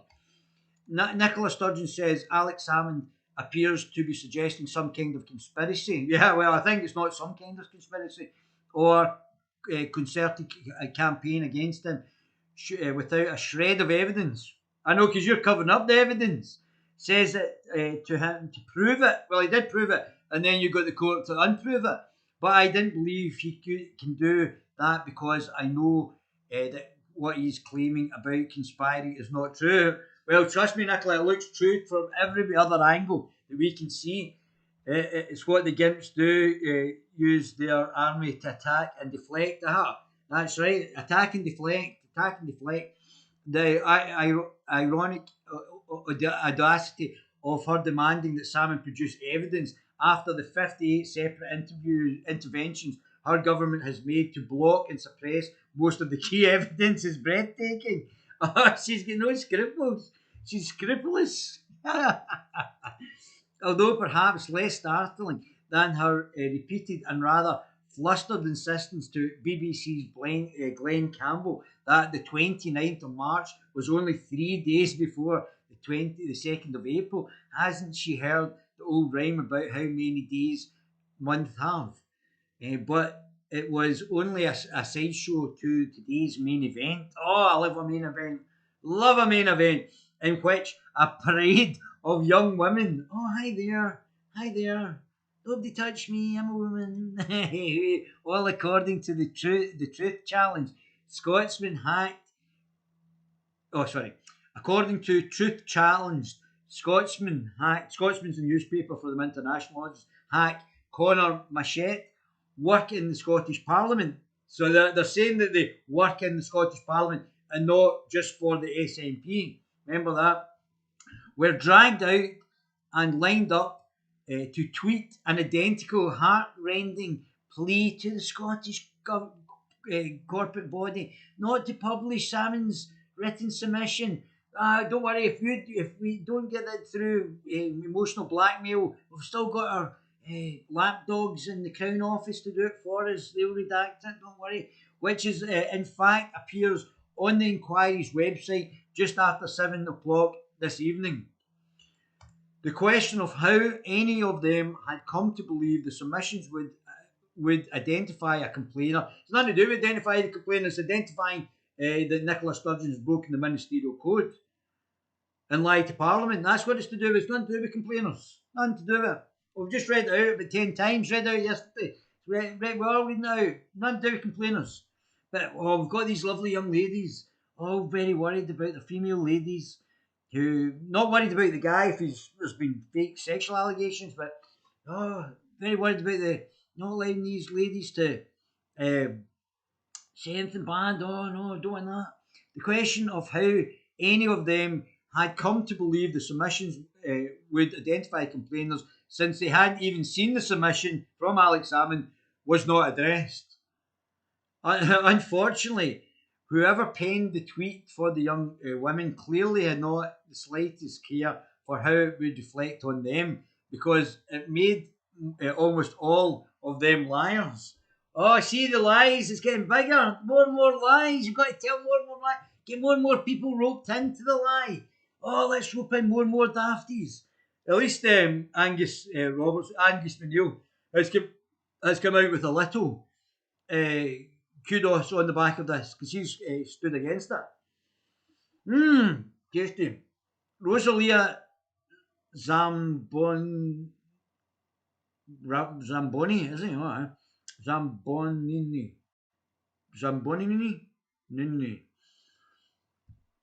A woman that works for at Scottish Parliament.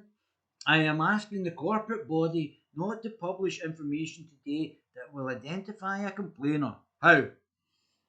To do so would only make it harder if I or any other person had to report that in the future. I don't care if it's made harder. I think you should have the courage to stand behind it and say, this person did X, Y, and Z, and we're going to bring in polygraph tests, and if the woman fails, or the person who's making the allegation fails, they'll go to jail. It's a lovely picture of her, isn't it? Rosa Zambonini. Good picture. SNP staffer. Progressive. Oh, she's a communist. Oh, no. We get communists in the Scottish Parliament now. Intersectional lesbian feminist. There we go. Get out.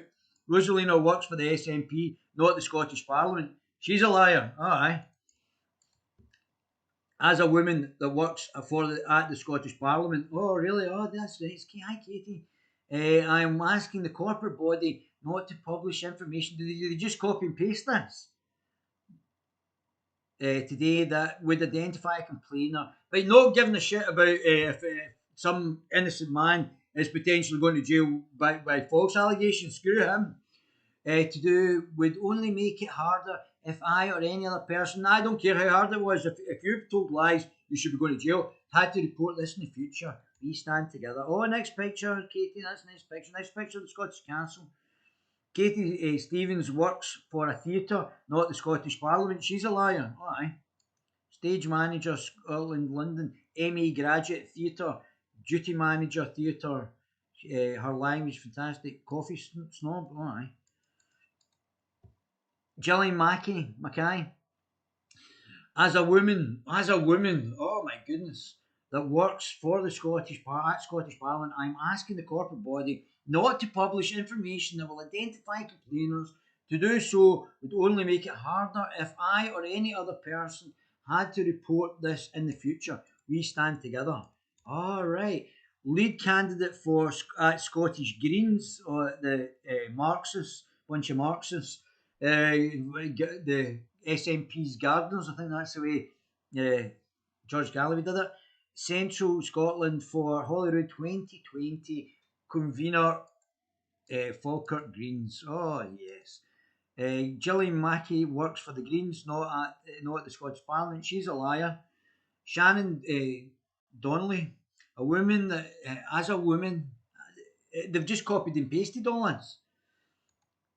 As a woman that works for the Scottish Parliament, I am asking the corporate body not to publish information that will identify complainers in case Nicola Sturgeon is found out to have orchestrated this allegedly. To do so would only make it harder if I or any other woman Nicola Sturgeon decided to use us to smear a guy and destroy his reputation, and we would have to take responsibility for making these accusations in the first place.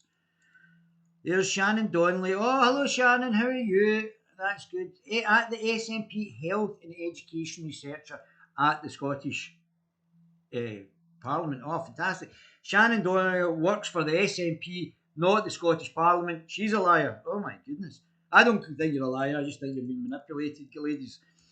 Oh, here we go. Emily McIntosh, fantastic. As a woman who works for the Scottish Parliament, I'm asking the corporate body. I mean, you would think they would try to make it slightly different, not to publish information today that risks identifying a complainer. To do so would only make it harder if I or any other person reported it. Right, I think we get the meaning. Emily McIntosh, Communications Officer, the SNP, or a feminist, another lesbian Marxist as well, Islamo. I told you, they're all gimps.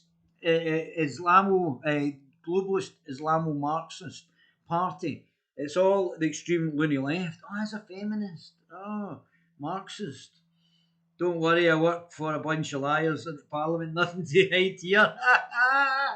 Well done, Michelle.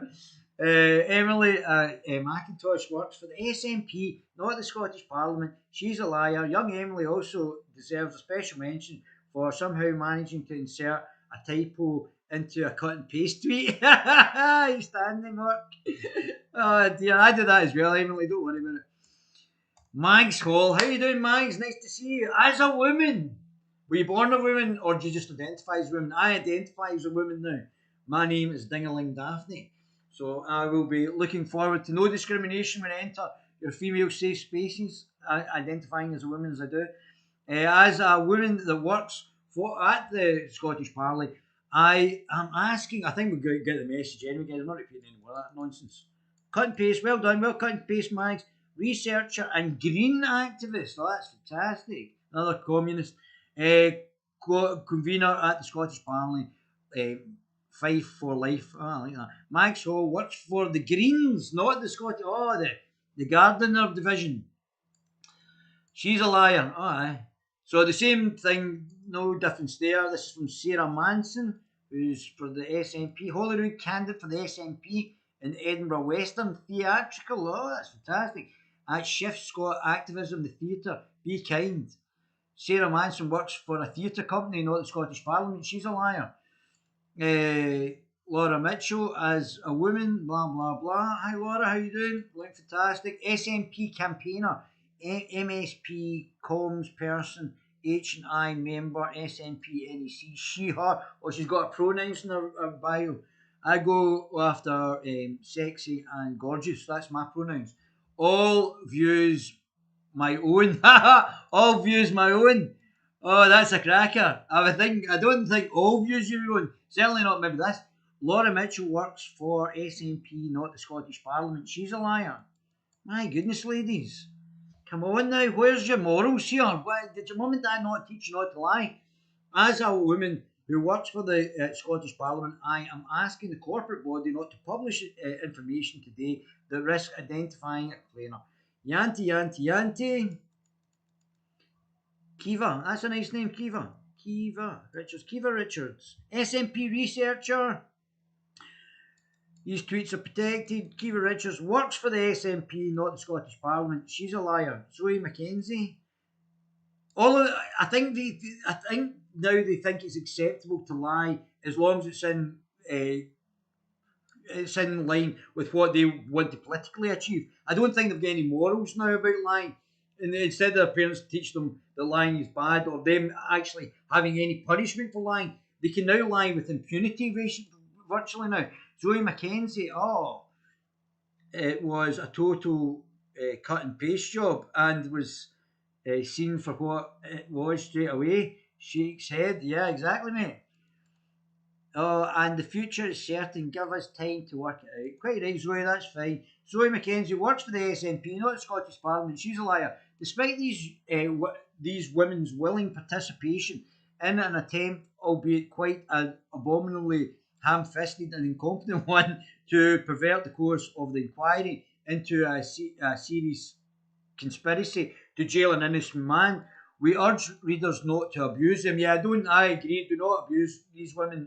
These are just tools of the increasing lies that have been used out of Nicola Sturgeon's office. We urge the readers not to abuse them. Yeah, totally. Do not do that. And have not linked their Twitter accounts. They are all, with the exception of Ms. Zambonini, who is well experienced in stitch-ups over false sexual harassment allegations already. Now, there seems, if you look back in my previous videos, that I was stitched up by the Strathclyde University over a sexual allegation that was made by the university, not by the alleged victim, who the victim says I never touched, but the university destroyed my career. And I think there is an underlying, they destroyed my masters. And I think that this sort of sexual implications are being allowed to be done to men without any implications for the women. If you're making false sexual allegations, you need to go to jail, get sacked, and that's you. And we have to get that sorted out. Michelle, I didn't see what you just wrote there, pal. Oh, you get redacted. You get redacted.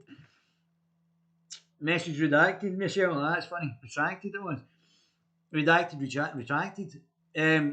Young and clear, somewhat, let's put it that kindly, gullible, and have been disgracefully used by the Scottish Government or its agents as feels around in its increasingly evident panic over the inquiry? Well, I think we're all seeing that, aren't we, guys? Some are already feeling a backlash and have protected their accounts. The true shame belongs to those who put themselves in this position. Yeah, of course it does. There's nothing positive that you've done for the greater good by going along with this conspiracy. Vote SNP, Michelle. Are you back voting SNP? Are you? After all of this, come on. The true shame belongs to those who put them into this position. We hope that person or people along the rest of the conspirators will one day face the consequences. Man, the wheels are truly coming off the bus. Error in Sarah Mason's line. You repeated KS. Second, Katie Stevens' caption would be Sarah Mason. It's rather telling the three of these Twitter accounts have she, her pronouns in them. One says be kind, and Zambonin, I believe, has a trans child. They also lie about biology and women's rights too, I think. Did you see the appendix? And Barbara Allison's has an LGBT logo and I am Ali stamped in the bottom of her emails in 2018. These are not the first identical spontaneous tweets the SNP leadership have deployed, resorting to these tactics. Surely it shows how desperate they are. Told you, it's gay mafia. The gay mafia is involved right throughout this. It's the gimps. If you vote SNP and if you like liars, well done, Michelle. All those Twitter lashes with a man who stroked their legs. Feminism is the biggest turn-off, isn't it? I know. Oh dear. So I would go around and read some of these statements. Some of these things might be quite interesting. So let's go back to Fat Andy. So that's me just clarifying what Fat Andy was talking about there. The publication would enable identification of the complainers. They turned out to work for the SNP, not the Parliament. So that's what this is Andrew Neil's article in the online. So don't forget that.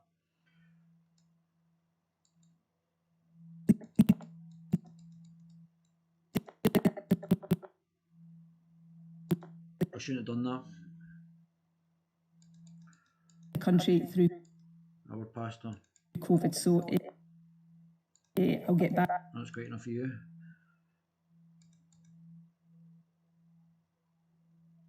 The Crown Office object.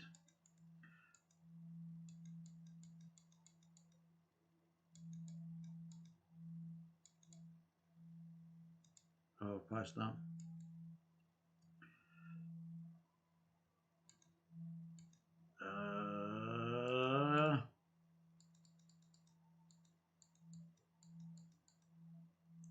Question about submission. Oh, the Guerilla. Here we are. A group of women who claim to work for the Scottish Parliament. The Crown Office dusted off its old arguments and joined the chorus for censorship. Oh, did they? Oh, look at that. The Crown Office. The Crown all comes back to this guy. And don't forget, it was Lord Advocate James Wolfe who also had a hand in the hate speech bill. So don't forget that as well. This guy is up to his neck in it. Of old arguments and joined the chorus of censorship in a caravan act of surrender. Parliament decided to pull its publication off a submission. Parliament decided to pull its publication off a submission it had only just posted, then reposted it with the major redactions as dictated by the Crown Office, shredding what credibility the inquiry had left in the process. It's completely farcical now. Completely done. It's no coincidence that the censorship bits go to the heart of the Salmond's claims about Sturgeon's honesty before Parliament. To mislead it is a resigning matter. To mislead it is a resigning matter under the Ministerial Code. What did she know? When did she know it? And what was the crucial question in the Watergate hearings? The chances of this inquiry asking it are now slim. Salmond cannot now be questioned about these bits of his submission. Oh, so there's that. Somebody asked me that in one of your comments, guys. So Salmond cannot now be questioned about these bits of his submission. So the bits have been redacted. Now, the Salmond can be asked by the inquiry because they've been redacted. So there's your answer to that question. Nor can Sturgeon when she appears. Nor can the inquiry take into account anything that is published when coming to its conclusions. So they basically just totally covered it up now. So job done for Sturgeon Camp. The lengths to which they have gone to redact the censorship would shame North Korea. 2 weeks after the government crashed. I'm going to read after I've read this, buddy. 2 weeks after the government crashed and burned a huge taxpayer expenses, Salmond was arrested and charged with a long list of sexual offences, which most serious was attempted rape. The democratic accountability and transparency in Scotland are choked in a Kafkaesque fog. The Crown Office, which is meant to be independent, has become the lip-spittle arm of the SNP government, says Alistair Bonington, former professor at Glasgow University's School of Law. It operates at the direct command of the cabal currently at the head of the Scottish Government. The Crown Office is in crisis. In a recent case involving the famous Glasgow Rangers football team, it was forced to admit to malicious prosecutions, legalese for proceedings with a prosecution, even though you've been advised that you don't have enough evidence to secure conviction. It already had to pay £20 million and legal fees. The final bill could be close to £100 million. Nobody has been sacked. Nobody has resigned, perhaps becoming the legal shock troops of the Sturgeon government in its dealings with Salmond's insurrection is a way to ensure survival. Nobody has been sacked. Nobody has resigned, perhaps becoming the legal shock troops of the Sturgeon government in its dealings with Salmond insurrection is a way to ensure survival and to a compromised legal system. We must also add a supine press, the Daily Mail being an honourable exemption. The broadcasters are especially compliant, often little more than Sturgeon TV, while Scotland's once powerful big city newspapers are a shadow of them for themselves. That's correct. That's why everybody's watching the Guerilla TV channel. They are no longer have the editorial resources to hold government to account or funds to stand up to legal bullying. The Scotsman, for example, now barely sells 10,000 copies a day. The fact that it took the Spectator to go to a Scottish court speaks volumes for the sad state of the Scottish media. If Scotland was Texas, the Justice Department in Washington, D.C. would have sent in the feds by now to investigate the various breaches of First Amendment rights, which guarantee free speech and protect a robust press. But Westminster stands by powerless as rights meant to be UK-wide. Independent law officers, a parliament prepared to hold government to account, a press strong enough to speak the truth to power, are trampled by the power of a nearly one-party state. Scotland's destiny will surely never be to resemble a banana republic without the bananas. Unbelievable. So, right, so what is this one?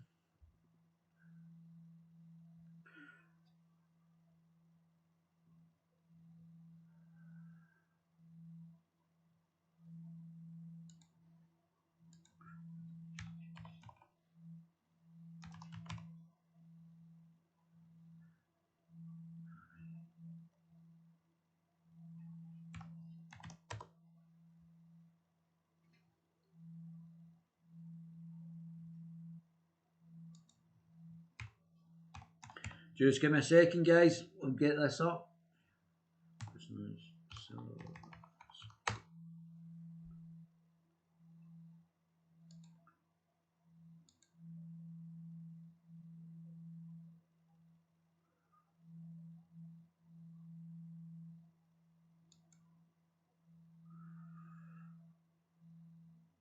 So, Jim Sellers has lodged a formal complaint.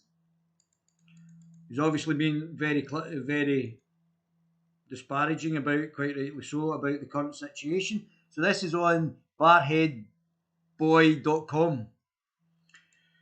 Jim Sellers lodges formal complaint against the First Minister, and this was posted on the 25th of February 2021. 25th of February 2021, Miss Evans, Permanent Secretary, Scottish Government, St Andrews House, Edinburgh, EH1. Dear Miss Evans, First Minister in breach of Ministerial Code on the 24th of February 2021. I wish to lodge a complaint of breaches of the Ministerial Code by the First Minister on Wednesday the 24th February 2021. The substance of the complaint and the facts it is based upon are set out below. As the complaint could be seen as being in the context of matters being examined by the parliamentary inquiry to which you have given evidence, you may think it inappropriate for you to be officially dealing with this complaint. If that is so, then I request that the person in seniority would take this to address to them. I would like to be informed of who will be dealing with this complaint, should it not be you. Her daily press briefing on pandemic, the First Minister has consistently refused to answer questions on issues other than COVID-19. Yesterday, however, instead of refusing to respond to the questions on matters irrelevant to the purpose of the press briefing on COVID-19, she deliberately chose to do so, not to do so. Not once, but 5 times. It can be seen here at the BBC iPlayer episode M000SPR6 coronavirus briefing reaction 24022021. You will note coronavirus briefing. The national broadcaster was no doubt of the purpose of the First Minister's appearance. These briefings have all along had only one purpose, and times show her response to questions which were asked. As briefing continues, I have had to double check as to times. 3020 question from James Matthews, Sky News. First Minister spoke for 48 seconds on what can fairly be described as the Salmond issue. 3257 question from Peter Smith, ITV.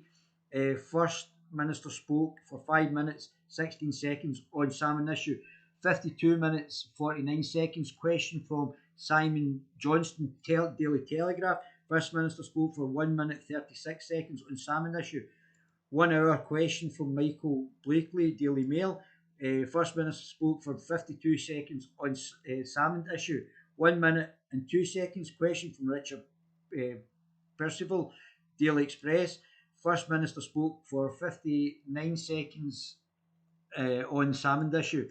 In a total, she spent 9 minutes of meetings called to inform the public through the media, including BBC television, of the government's continued action on the pandemic crisis, to express her views on her clearly separate matters arising from the parliamentary inquiry. Of course, the First Minister was not to know that the first question from James Matthews was about COVID-19, the government policy in dealing with, but she did not, as on previous occasions, refuse to answer and restated the purpose the briefing was convened for.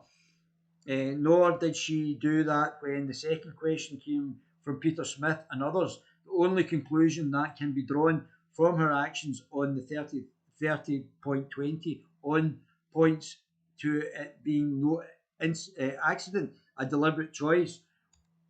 When I stated the Salmond issue above, I mean that what can be seen from the BBC iPlayer as a sustained attack on Alex Salmond on matters relevant to the parliamentary inquiry, but not remotely connected to the COVID briefing. The complaint is therefore based on the attacks on Mr. Salmond in a forum that has been arranged by the Scottish Government to inform the public on a subject, the pandemic, a matter of serious public concern in which maximum publicity would be given to the words of the First Minister. It's a gross breach of her duty to use government-sponsored forum for a public attack on Mr. Salmond in matters not related to the purpose of the briefing to which the media had been invited.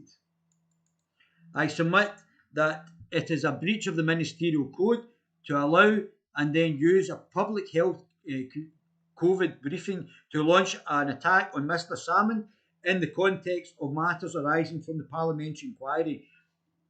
By her conduct, as recorded by the BBC, she is in flagrant breach of the Clause 1 of the Code and Clause 10 governing the conduct of ministers and presentation of policy. So she's breaching more codes here. Oh.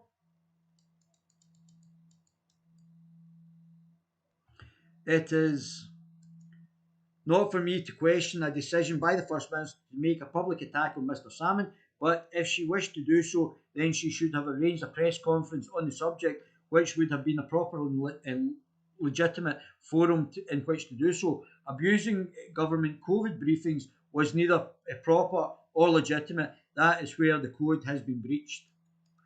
However, there are additional breaches of the code which are extremely extraordinary, unique in their gravity, and a matter of deep concern for all who understand the implications of what the First Minister said in those 9 minutes.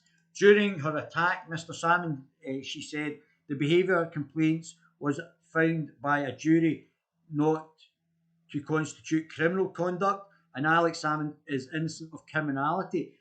But that does not mean the behaviour they complained of didn't happen. So she's retrying them. And I think it's important that we don't lose sight of that. So she's trying to retry him. Unlike the First Minister, who did not attend Mr. Salmond's trial, the jury was there for every second. They saw Mr. Salmond's cross-examining, precisely denying that the alleged behaviour happened. The jury saw and heard prosecution witnesses under a cross-examination. The jury conclusion, with a majority of women on it, was to acquit Mr. Salmond. If a First Minister states the jury verdict means that the complaints they have had before them in evidence did not in fact happen, then the only logical conclusion you can draw from her words is that the jury was wrong in its verdict 13 times.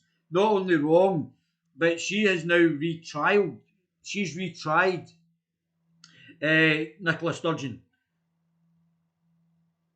The Speaker in the House motioned that was being looked at after a question from Liam Fox. We'll get to Liam Fox. Liam Fox will be the last one, and then I'll let you get to your bed, guys. I appreciate you staying on board. These were weasel words employed by the First Minister, and any reasonable person would draw more than inference from them that the jury was wrong. Yeah, that's what I took from her words as well. The first clause of the Ministerial Code states that ministers are expected to maintain high standards of behaviour and to behave in a way that upholds the highest standards of propriety. The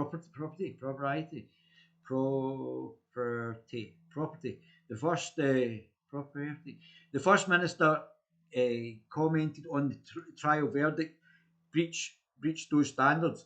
I have been in public life for 60 years, and the course of it studied how heads of state and government in democracies have behaved in office. I can't recall one single incident when the head of a government so egregiously questions the verdict of jury or event that thought it a proper and legitimate discharge of their duties to do so. Yeah, I thought it was disgraceful as well. It is vital to the health of a democracy, the government, more than any other of our society, maintain a scrupulous distance between it and intervention, even post-trial intervention in our criminal justice system. Yeah, and she massively is overstepping things all the time. That is the standard reflected in clause 1.1 of the code. Clause 1.3 states, inter alia, that ministers should uphold the administration of justice. The First Minister knowingly breached these parts of the code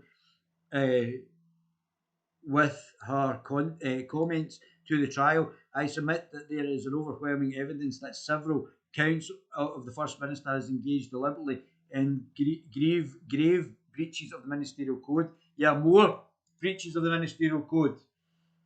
Propriety. Thank you. Propriety. Thank you very much, propriety. Yeah, I should have known that. Well, that's my dyslexia kicking in. Trees, deepest apologies. Got dyslexia and ADD, so you can imagine how tricky it'll be. So I'm going to leave it just one more thing. And this is it. Let's see. Fox. What's his name? MP. Liam Fox. I think this is today's. Madam Deputy Speaker, yesterday the former First Minister of Scotland, Alex Salmond, accused the Scottish Government of, and I quote, the complete breakdown of the necessary barriers which should exist between government, political party and indeed the prosecution authorities in any country which abides by the rule of law. Madam Deputy Speaker, this would be a damning indictment in a tin pot dictatorship, but this is happening in a part of the United Kingdom. Given that the Scottish Parliament derives its authority from legislation passed in this Parliament, what mechanisms do we have to ensure that the conduct of the Scottish Government does not bring politics in the whole of the United Kingdom into international disrepute? Public inquiry, you're doing grand, David. Thanks very much, Jesus. That's very kind. I always have that limitation there, but c'est la vie. So let me just go back in the here. Whole of the United. What Colin's saying as well. So I would suggest that the Westminster want to call for a public inquiry into all of this. That's what should have been done, and that's what should be done. So that's what we would require Westminster to do. Call for a public inquiry, a judge-led public inquiry. This Parliament, what mechanisms do we have to ensure that the conduct of the Scottish Government does not bring politics in the whole of the United Kingdom into international disrepute? I mean, that's very heavy, and he's not incorrect, is he? Let's be honest, we all know that. I'm grateful to the Right Honourable Member for having given notice that he intended to raise this point of order. He has raised some very significant issues concerning the relationship between the legislature, the executive and the courts. That is the doctrine known as the separation of powers, which is a very bedrock of our constitutional settlement. It is not, of course, for the occupant of the chair to make any judgment about what the Right Honourable Gentleman has specifically said, or indeed the quotation which he used. But this House is, of course, always concerned with safeguarding democratic standards. And I'm sure that the Right Honourable Gentleman will use his ingenuity to find a way of bringing this matter once again before the House when it can be fully examined. Oh my goodness! I hope you enjoyed that, my baby gorillas. I love you guys. It's now 2.25 hours since I started, and I think you guys are the best. I hope you enjoyed that. I think we're really starting to nail it down. There's really the wheels are coming off, the walls are coming in. Nicola Sturgeon, I think she's going to have to resign. That's my thoughts on it. I think she is definitely going to have to resign. She's now becoming an embarrassment internationally now, not just nationally. And and Colin Fox is not wrong. You can disagree with people politically, but if they're correct on a specific thing, you can go and say, well, I agree with Georgie Porgy Galloway in certain issues. I don't agree with him in the bigger picture, but I agree with him in certain issues. So I would work with people, regardless of their political their political party, on an issue if they're correct on the issue. And then obviously discuss it in a different way if they're not. But I hope you guys liked it. I'm so happy you've stuck with it. Great. So I hope you enjoyed it. Love my baby gorillas.